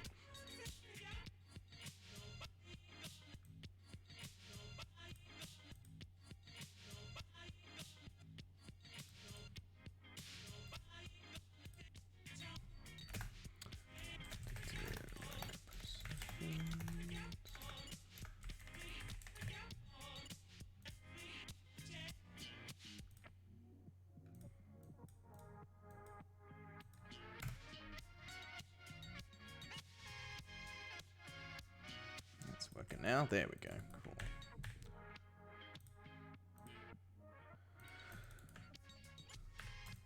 How many twist chains do I have?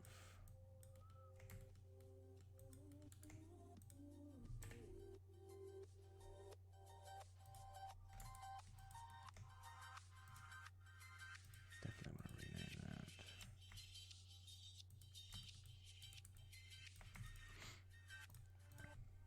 One thing I've been...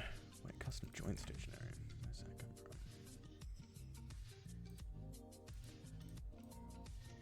from? Adding in the roots and everything. Yeah, that's fine.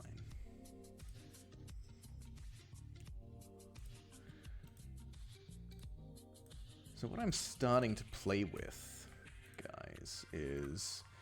You can sort of see I have like my Maya joints. where that's sort of like how I set up all of my, like through my joint guides and everything. I just have all these long names of everything all in here beneath each other in one hierarchy. But then I also create a game hierarchy, which has much simplified names. Basically all it does is I just set up a dictionary in my script. I just specify the name of whatever I want the joint to be, the parent of the previous joint that it's going to be under, and the reference joint that it's created from and constrained to, essentially. So, although the dictionary gets pretty big, like, this is a pretty straightforward way of just, like, quickly recreating a hierarchy in a way that you want it to, because essentially all you need is those three things. I think there's I've got some other options in these ones somewhere. What is it? Like, build custom joints. Do constrain to reference joint. Yeah, I can choose whether I want to actually constrain them to the reference or I'm just building them towards the reference for whatever reason. Because I think some of those ones I'm building like additional joints for poll reference information. Yeah, you can sort of see like underneath the root, I've got these ones, which is like foot root, ankle root, and things like that, just to sort of like mirror Unreal controls. Unreal joints. I'm just trying to get more into the mindset of setting things up for game engines as well. Because although my joint hierarchies have worked in game engines before, they're like messy and hard to define for people who don't really understand my system. So I'm just trying to simplify the naming conventions down. So when it's all cached and everything, it makes a bit more sense. Or maybe even matches like Unreal naming conventions or something, so you can easily transfer information. Some stuff I need to keep playing with. Okay, well that works. Animation rig. This shit. That's on B, so let's not do that for now.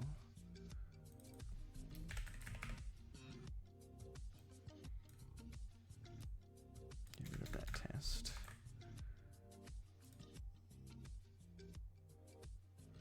Display type geometry.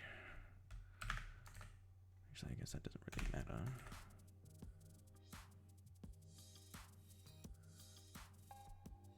Global control input root. Huh? What is that from? Let's get rid of that.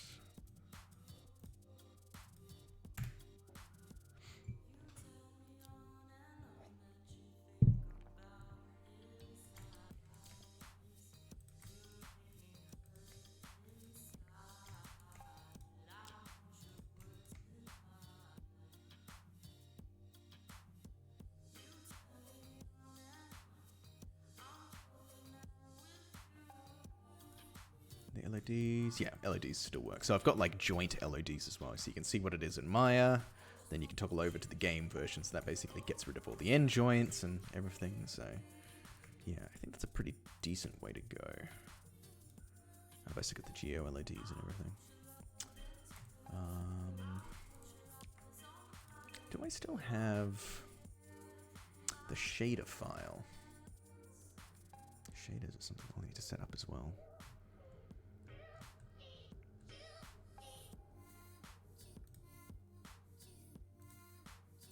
Assets, humans, chart 2 legs, shaders, input. I can just take that.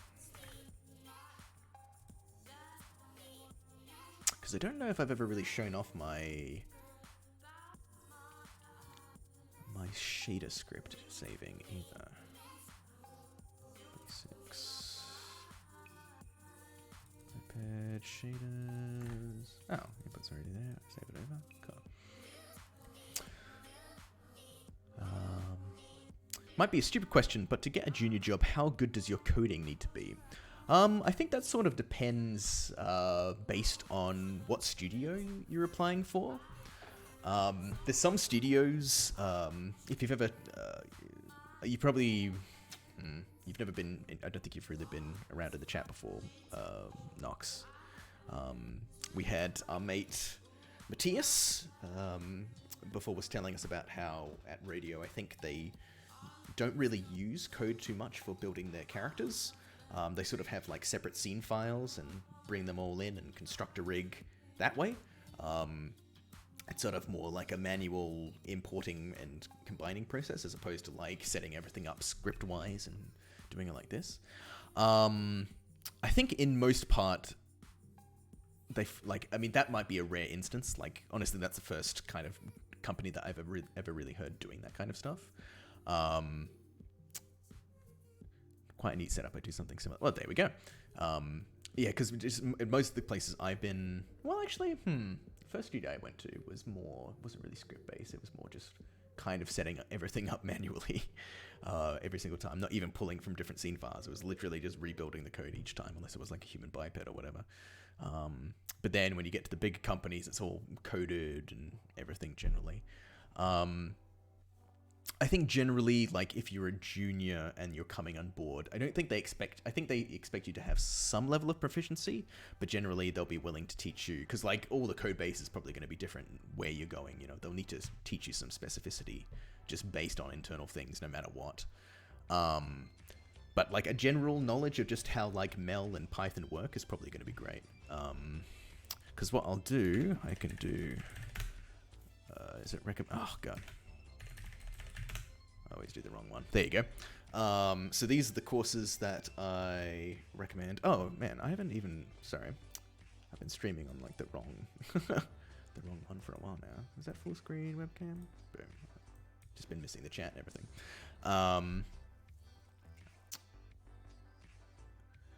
Yeah, so these commands for recommendations, like, these are the ones I recommend to people quite consistently. So if you're looking to go in more in depth with these, with coding and things like that, I definitely recommend checking out Chris Zerbrig's one and Drew Gobil's Python courses. They're really, really useful. I never expected Junior to know much about programming. I do expect them to be interested in learning. Yeah, that's a good way of going about it. Because one thing as well, like, strangely enough, it was kind of like the inverse at one of the previous companies I was at. Like, the people came in knowing Python, and they'd sort of have to learn Mel to work at the studio, because all of the pipeline was very, very old and based in Mel. So, you know, there's similar crossover between them to some degree, but it's sort of like, you know, unlearning one to a degree. Like, if push come to shove, I could probably remember how to do everything in Mel if I really, really wanted to, but, like, that knowledge is at the back of my brain now. So there's like an adjustment period that you'd be able to go through for these things. You know, they don't expect you to be proficient in everything right away, but it's like, you know, a few weeks or a few months in, you should probably have a hang of things, you know.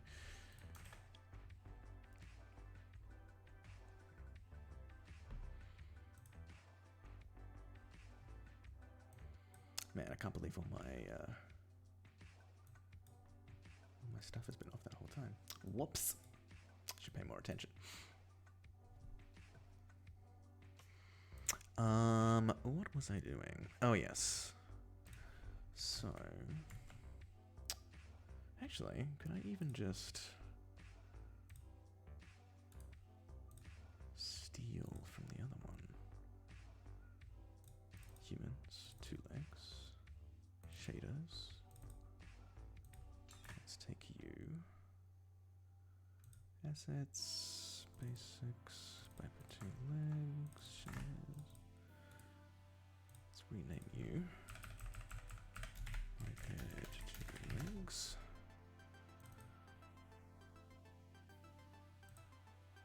Oh, actually, this should be okay, I think. Well, famous last words. Let's check it out.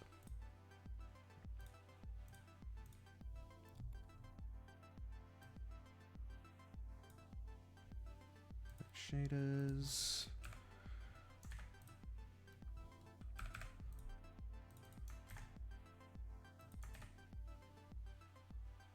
Shaders body, child biped 2 legs, shaders body.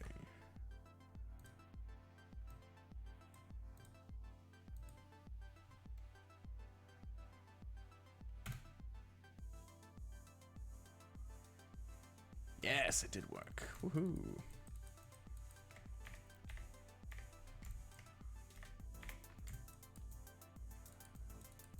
So my texture loaded on. The simple one it is. How does one input their knowledge of coding in a portfolio? There's probably a few ways you could go about it, Lucas. Like, some people definitely make sort of like coding reels where they sort of show off tools or concepts in motion, sort of like doing what they're supposed to do. It's not uncommon for like leads or, you know, senior people at studios to do like, these are the tools that I made at this company or whatever. I can't remember who did it at Frontier, but I've seen a rigger or a pipeline guy at Frontier had a really cool like tools show reel. The other thing is you could also include it on like a portfolio website like ArtStation. I think they do have capacity to sort of like upload code and show off code and things like that. In a similar way, you'd probably want to break it down a bit more, saying like, this is all of it, this is what it does, this is it in action. You could even potentially share the code if you wanted to. Yeah, like, because I've never really like put this into practice too much, because like what I do like on stream and everything, one of the nice things about streaming is I'm sort of like showing off my knowledge this way, you know. It's a bit more scattershot because I'm like actually working as I'm doing all this stuff. But theoretically, if a studio wanted me to do a test or whatever, it's just like, well, like I have several hours of me coding online talking about this stuff. Like, do you need me to do a test when you can see all this stuff being made in action and things? Like, I don't know how how much that would convince people potentially, but I guess that's an option as well. I'm creating mine and just trying to show how to make simple stuff with twists and turns. Sometimes showcase the tool in a Vimeo ArtStation. Sometimes the tests feel a bit disrespectful. I get it. I get tests. Like, the studio really, really wants you to, they really want to know that you can definitely do the work sort of thing before they invest in you. It makes sense from, like, you know, a capitalist standpoint, right? But at the same time, I feel like they should have a bit of faith in people. Or, alternatively, if you do an unpaid test, if you end up completing the test or whatever, you get a bonus or something afterwards. Either you get a, like, signing fee, or you are able to charge more because it's like, well, you definitely know I'm able to do the work now, therefore I don't need to lower my rate because you don't really, you know, I'm comfortable giving you the full rate because you haven't really worked with me before and I want to make sure I do the work, you know, bump up your fee by like 20% or something, you know, that might be an alternative. Or you say, I do the art test, but you need to sign something saying you cannot use anything I make in the art test, you know, just so everyone is sort of like, nobody is benefiting from it too much. Nobody's exploiting your labor, you know? For our studio, I understand that the test really takes a max 3 to 5 hours, we say. Yeah, actually, like, the whole reason I started, I don't know if I've mentioned this on stream before, but the whole reason I started, like, building this sort of, like, pipeline is because a studio asked me to do an art test while I was already at another studio. And they basically asked me to do, like, a character from scratch all the way up. Like, if you can do muscles, do muscles. And I was like, I literally have nothing at home. If I was doing this at work, I could do it, like, easy peasy. But, like, I can't. I'm just going to try and do as much as I can manually. I think in the end, I was able to do, like, a joint layout or something. I'm like, sorry, guys, that's the best I can do. Obviously, it didn't really go anywhere, but it's like... I was like, yeah, it's kind of asking a lot. So basically the whole reason I built this pipeline was out of spite for this studio. So I can say like, yeah, I can do all this stuff now, and now my rate is through the roof because you can see I can do all of it, right? Like those EA character tests, a whole head with hair and everything. What? Good God. Like, if you're not doing... Like, if you were already at a studio or whatever, like, I feel it's completely out of the question for us to ask for that kind of stuff, right? They're trying to poach you from somewhere else or whatever. Like, that should probably weigh into it as well. Have a little faith. like, yeah, if you're not really working or something like that, like, maybe it's not too bad. It's also kind of like, could be beneficial to you as well. Like, you know, oh, it gives me a sort of little challenge to do, see what I can do in that period of time and things like that, pushes you a bit. But, like, there's a limit, right? Like, doing an entire character from scratch to full muscle simulation in a week or something, you know, like, it's probably asking a bit. Doing, like, a basic first pass on a human biped or whatever, like, okay, like, now we're getting somewhere that's more doable, right? Yeah, I think it's very situational, but I think as long as you are not destroying yourself mentally or physically, you're comfortable doing the work, and you're protecting yourself, like, protecting yourself so, you know, they're not exploiting your work, or you get something out of it afterwards, then I think that's probably alright. Had a company ask me to do a test with full body rig, deformation, build, animation, graphs, and Unreal as well. Jesus. I have to go. Thanks for the stream and for the chat. Bye, guys. See you, Lucas. Thanks for hanging out, buddy. Catch you next time. Yeah, like... See, that's the thing, Loic. Like, if somebody asked me to do that, and I'm like, yeah, I could do something like that now, but you realize you'd have to, like, pay me more than top dollar, because you'd know I'm capable of doing everything after I do it, right? If they end up offering you, like, you know, a junior or a mid salary after that, then you're like, no.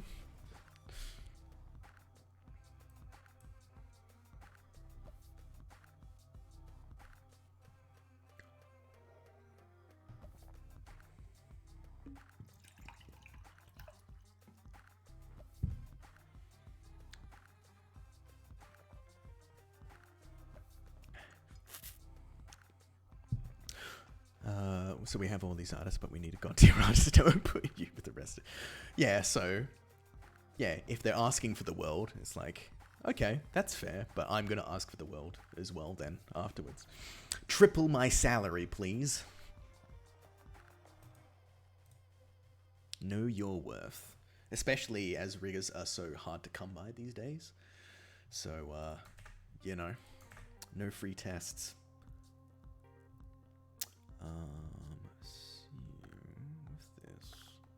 Alright, I can keep that for now. Actually, I probably will start winding down soon because it's nearly midnight and I do have to get up in the morning.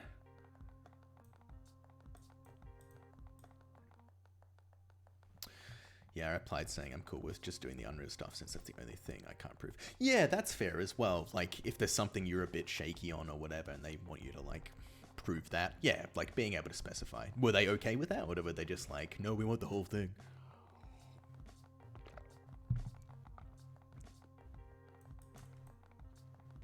Like, I guess fair, like, for example, like, I haven't really shown off much cartoony stuff in my streams and things before, so if a company was like, could you do a cartoon rig for us or whatever, I'd probably be like, yeah, okay, that's maybe fair, but I'd have to debate how much I actually want the work in that case. They said, you know what, no test needed. Oh boy. Good or bad? As in, like, bye-bye to you completely, or...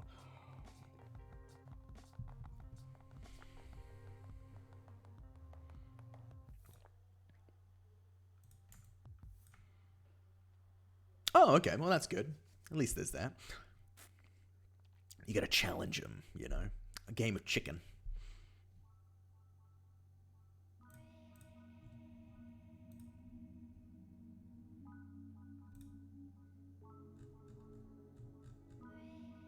This music's getting very, like...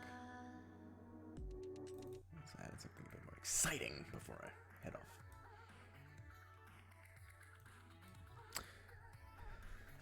Yeah, see? Ended up declining because Playground made me an offer at a similar time. That's like... Riggers are in high demand. They gotta know, they gotta snap up people before they go, right?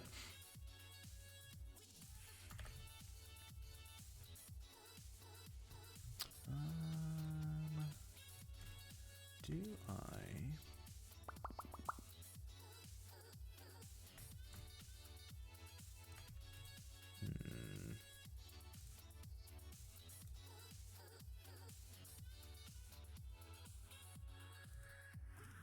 I found, like, since I've started freelancing as well, like, I've had so many interviews this year. I just love interviews, in general, because I love rigging, and I love talking about rigging, and interviews are just a really good way to talk about rigging with people who generally know what they're talking about. So most of the time when I interview, I'm just, like, having fun. But, like, when you're freelancing, most of those interviews go pretty well, but then you get no follow-up because the job ends up going away, or they, you know, can't afford you, or something like that, or just things fall apart or whatever. Like, I've had so many interviews this year, and I'd say maybe like 5% of them actually ended up going anywhere or something. Or, you know, the person will message me back like in 3 months saying, yeah, that job went away, but we still want to use you in the future or something. It's just like, you gotta keep up the hustle, essentially. Yeah, it must suck for people who don't like interviews, have, you know, struggle with them, or have social anxiety and things like that, which make them difficult. Because, yeah, for me, I just absolutely love doing them. The other thing, or like, so you're either talking to someone who knows a lot about rigging, like you're interviewing for that department or whatever, or you're talking to someone who has no idea what rigging is, and they just assume you know everything about it, so you can just say whatever, quote whatever price, and they're just like, yeah, sure, just as long as you get it out to us, it's all good. So in either case, it's great.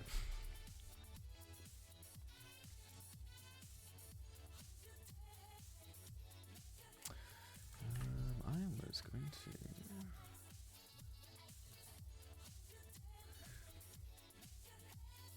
Maybe I should recommend you to my old school. Rigging has become vastly underrepresented in the curriculum. Yeah, like, rigging's difficult, right, Nox? Because, like, I always say it's like a mix of, like, creative and technical, and it's a very specific thing that not a lot of people really enjoy, which is great for us. Why would they come to our concert just to boo us? Thank you for the follow. The Wild Gamer here. That's an interesting name. Feel free to introduce yourself in chat if you want. Let us know who you are, what you do, what you love, life story. No stress though, if you don't want to say that. Especially if the other end is someone that knows what's up. They know what. Yeah, exactly. I used to be scared shitless before interviews. Now I just accept them, all in part because it's fun talking with like-minded. I guess, like, I'm kind of talking about this from like a place of privilege as well. Like, I'm not desperate for work right now, so I can afford to go into interviews, and if they go nowhere, I'm like, no big deal. You know, I've got savings, I've got other jobs that I'm doing. If my life completely went to shit, I'd be able to move back with my parents over the other side of Australia, and it wouldn't be... I mean, it would still be bad, but, like, there's solutions I've got. Like, sometimes people need these jobs to live, otherwise there's just nothing they can do about it, right? So, yeah, it's, I guess, to be aware of that as well. Like, not everybody can afford to just be so chill about them, and that might be another element that makes them a bit more, like, a bit more freaked out to do these things, right?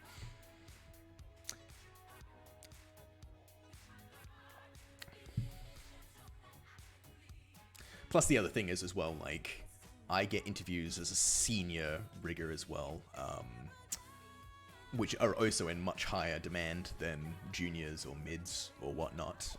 And people tend to trust seniors more, people with seniors and more stuff to their portfolio and things as well. So that's another position of privilege that I have as well. They only taught us how to skin all other resources to find ourselves.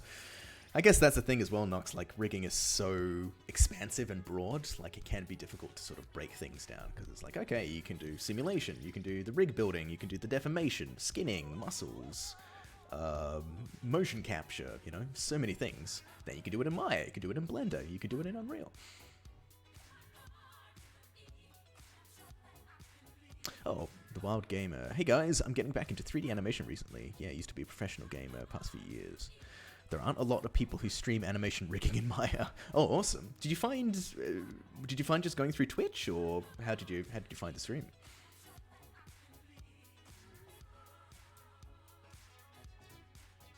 Through Twitter. Okay, cool.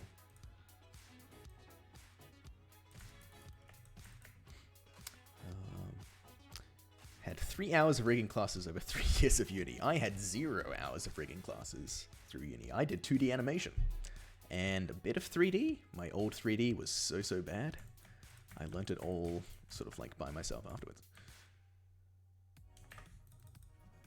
And I'm so happy now that I can do level 0 being a low subdivision and level 1 being a higher subdivision. I don't have to worry about game conventions.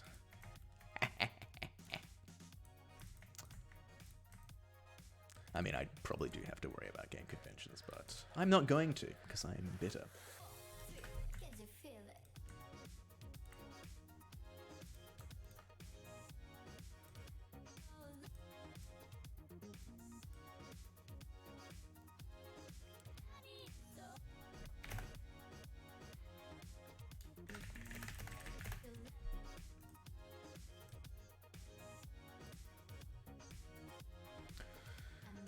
Same, learned everything on the job in my free time. Yes, I must say, like, I did rigging on my own and did everything manually and everything. And then when I finally got a job as a rigger and I had someone mentoring me, like the senior above me, like my learning curve was just like, boom, just like went fucking crazy. Learned how to script everything, learned practical uses for everything. Like, yeah, there was a lot of buzz about like mentorships and stuff on Twitter the other day, and how people are like, you should never pay for this stuff and things like that. But depending on what kind of mentorship you're getting, like it can be fucking invaluable if you can't get work somewhere, you know. It can really help you up the level. Like if I didn't get that job and I had that person mentoring me and I was paying them, like it would have been incredibly useful at the same time as well.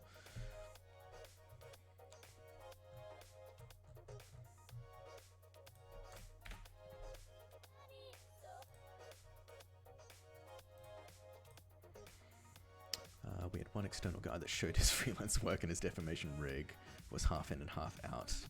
The mesh and the controls were scattered. Oh boy.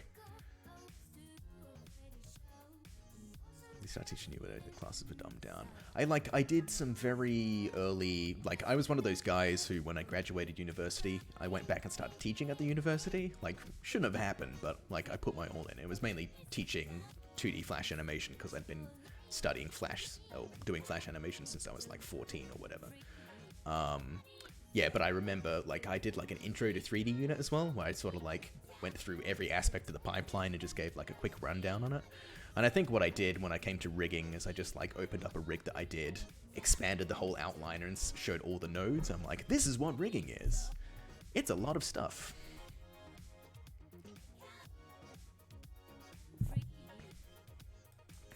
I think we put together like a very simple like joint structure or something like that for the rigs in like the 30-minute 1 hour class that we had for it or whatever.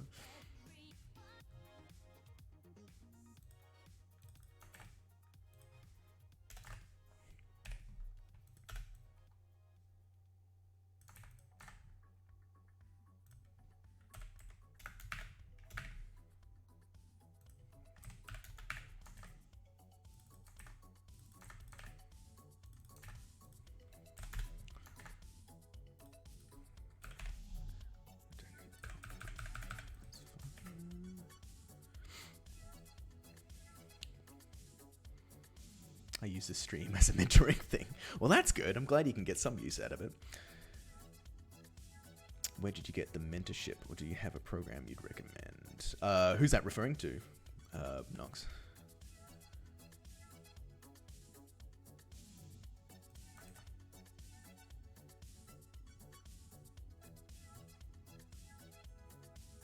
Oh, me. I don't know any particular mentorship sort of programs or anything, especially with rigging. I'm not really sure how many. There's always like, Loic, you're an ex-rigging dojo guy, right? Do they do stuff? Does rigging dojo do like mentorships and stuff? Like I know you must get some like one-on-one time with instructors, right? Yeah, cool. Yeah, rigging dojo would probably be the like ideal place to go to. Like I try and give out as much free information as I can here on my stream, within limitations, obviously. because I don't want to like go line through line all of my code and just be like, here, have all this stuff that I've spent hours doing. But, you know, I'm always happy to like talk about concepts and go through things bit by bit and just sort of explain it and everything.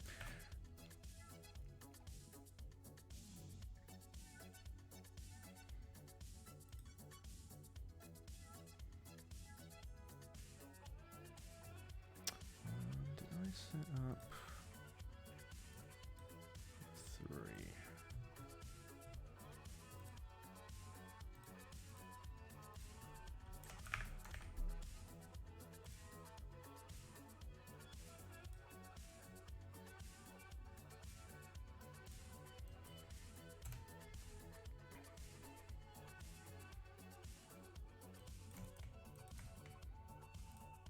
We got base, and we got high. Yeah, cool.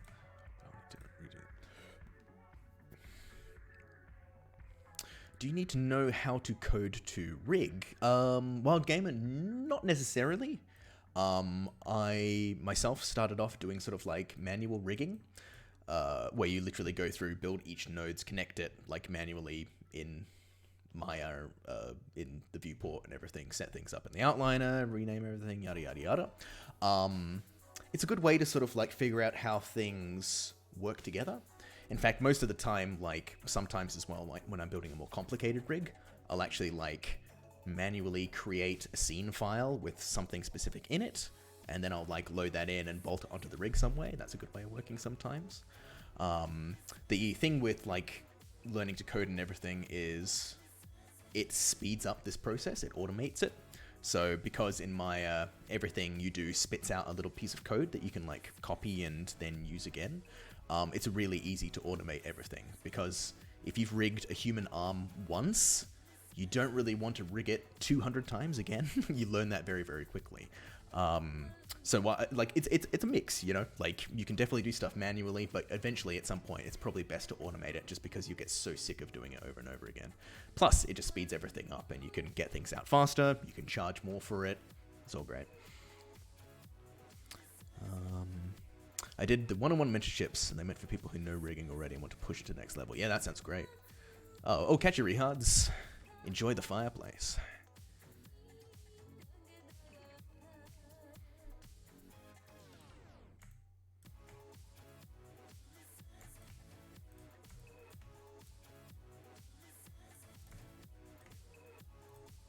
I didn't really stick that just yet.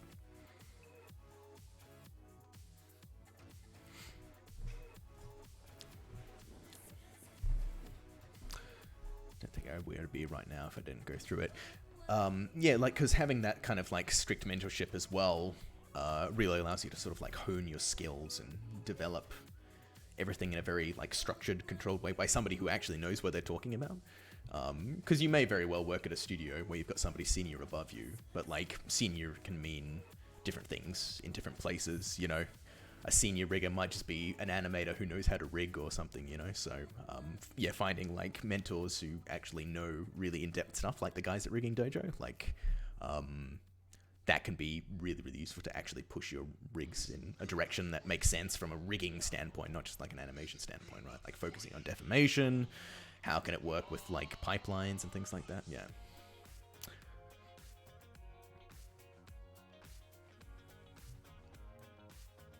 Anyway, folks, I know we've got a bit of a conversation going on everything, but unfortunately I have to head off because I am going to be up early tomorrow morning.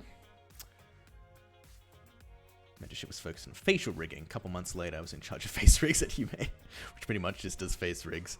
Dude, that's sick. That's awesome that it translated basically so immediately. That's great. I hope you get to do a bit more than just faces at Playground and stuff. I'm sure you will. Yeah, thanks for dropping by, Nox. Hope the stream has been informative. I stream pretty much every week when I can. So Tuesday nights, that's 9:30 Australian Eastern Standard Time. I think that's going to change pretty soon, actually. I think our daylight savings comes to an end or starts or whatever very soon. So it may fluctuate by an hour in one direction or another. Was it like nearly October? Shit, I think it might be this weekend, actually. Or the weekend after. Oh boy, that's going to be fun. So yeah, thanks to everyone for joining the stream tonight. Thank you to those people who subscribed again tonight, and thanks to the people, all the new followers. Yeah, thanks Danny for sticking around. I hope it's been interesting for you to listen to in the background or whatnot. Yeah guys, I'll see you next week. Stay safe, have fun, don't work too hard, enjoy your rigging. Catch you in the next one. Catch you.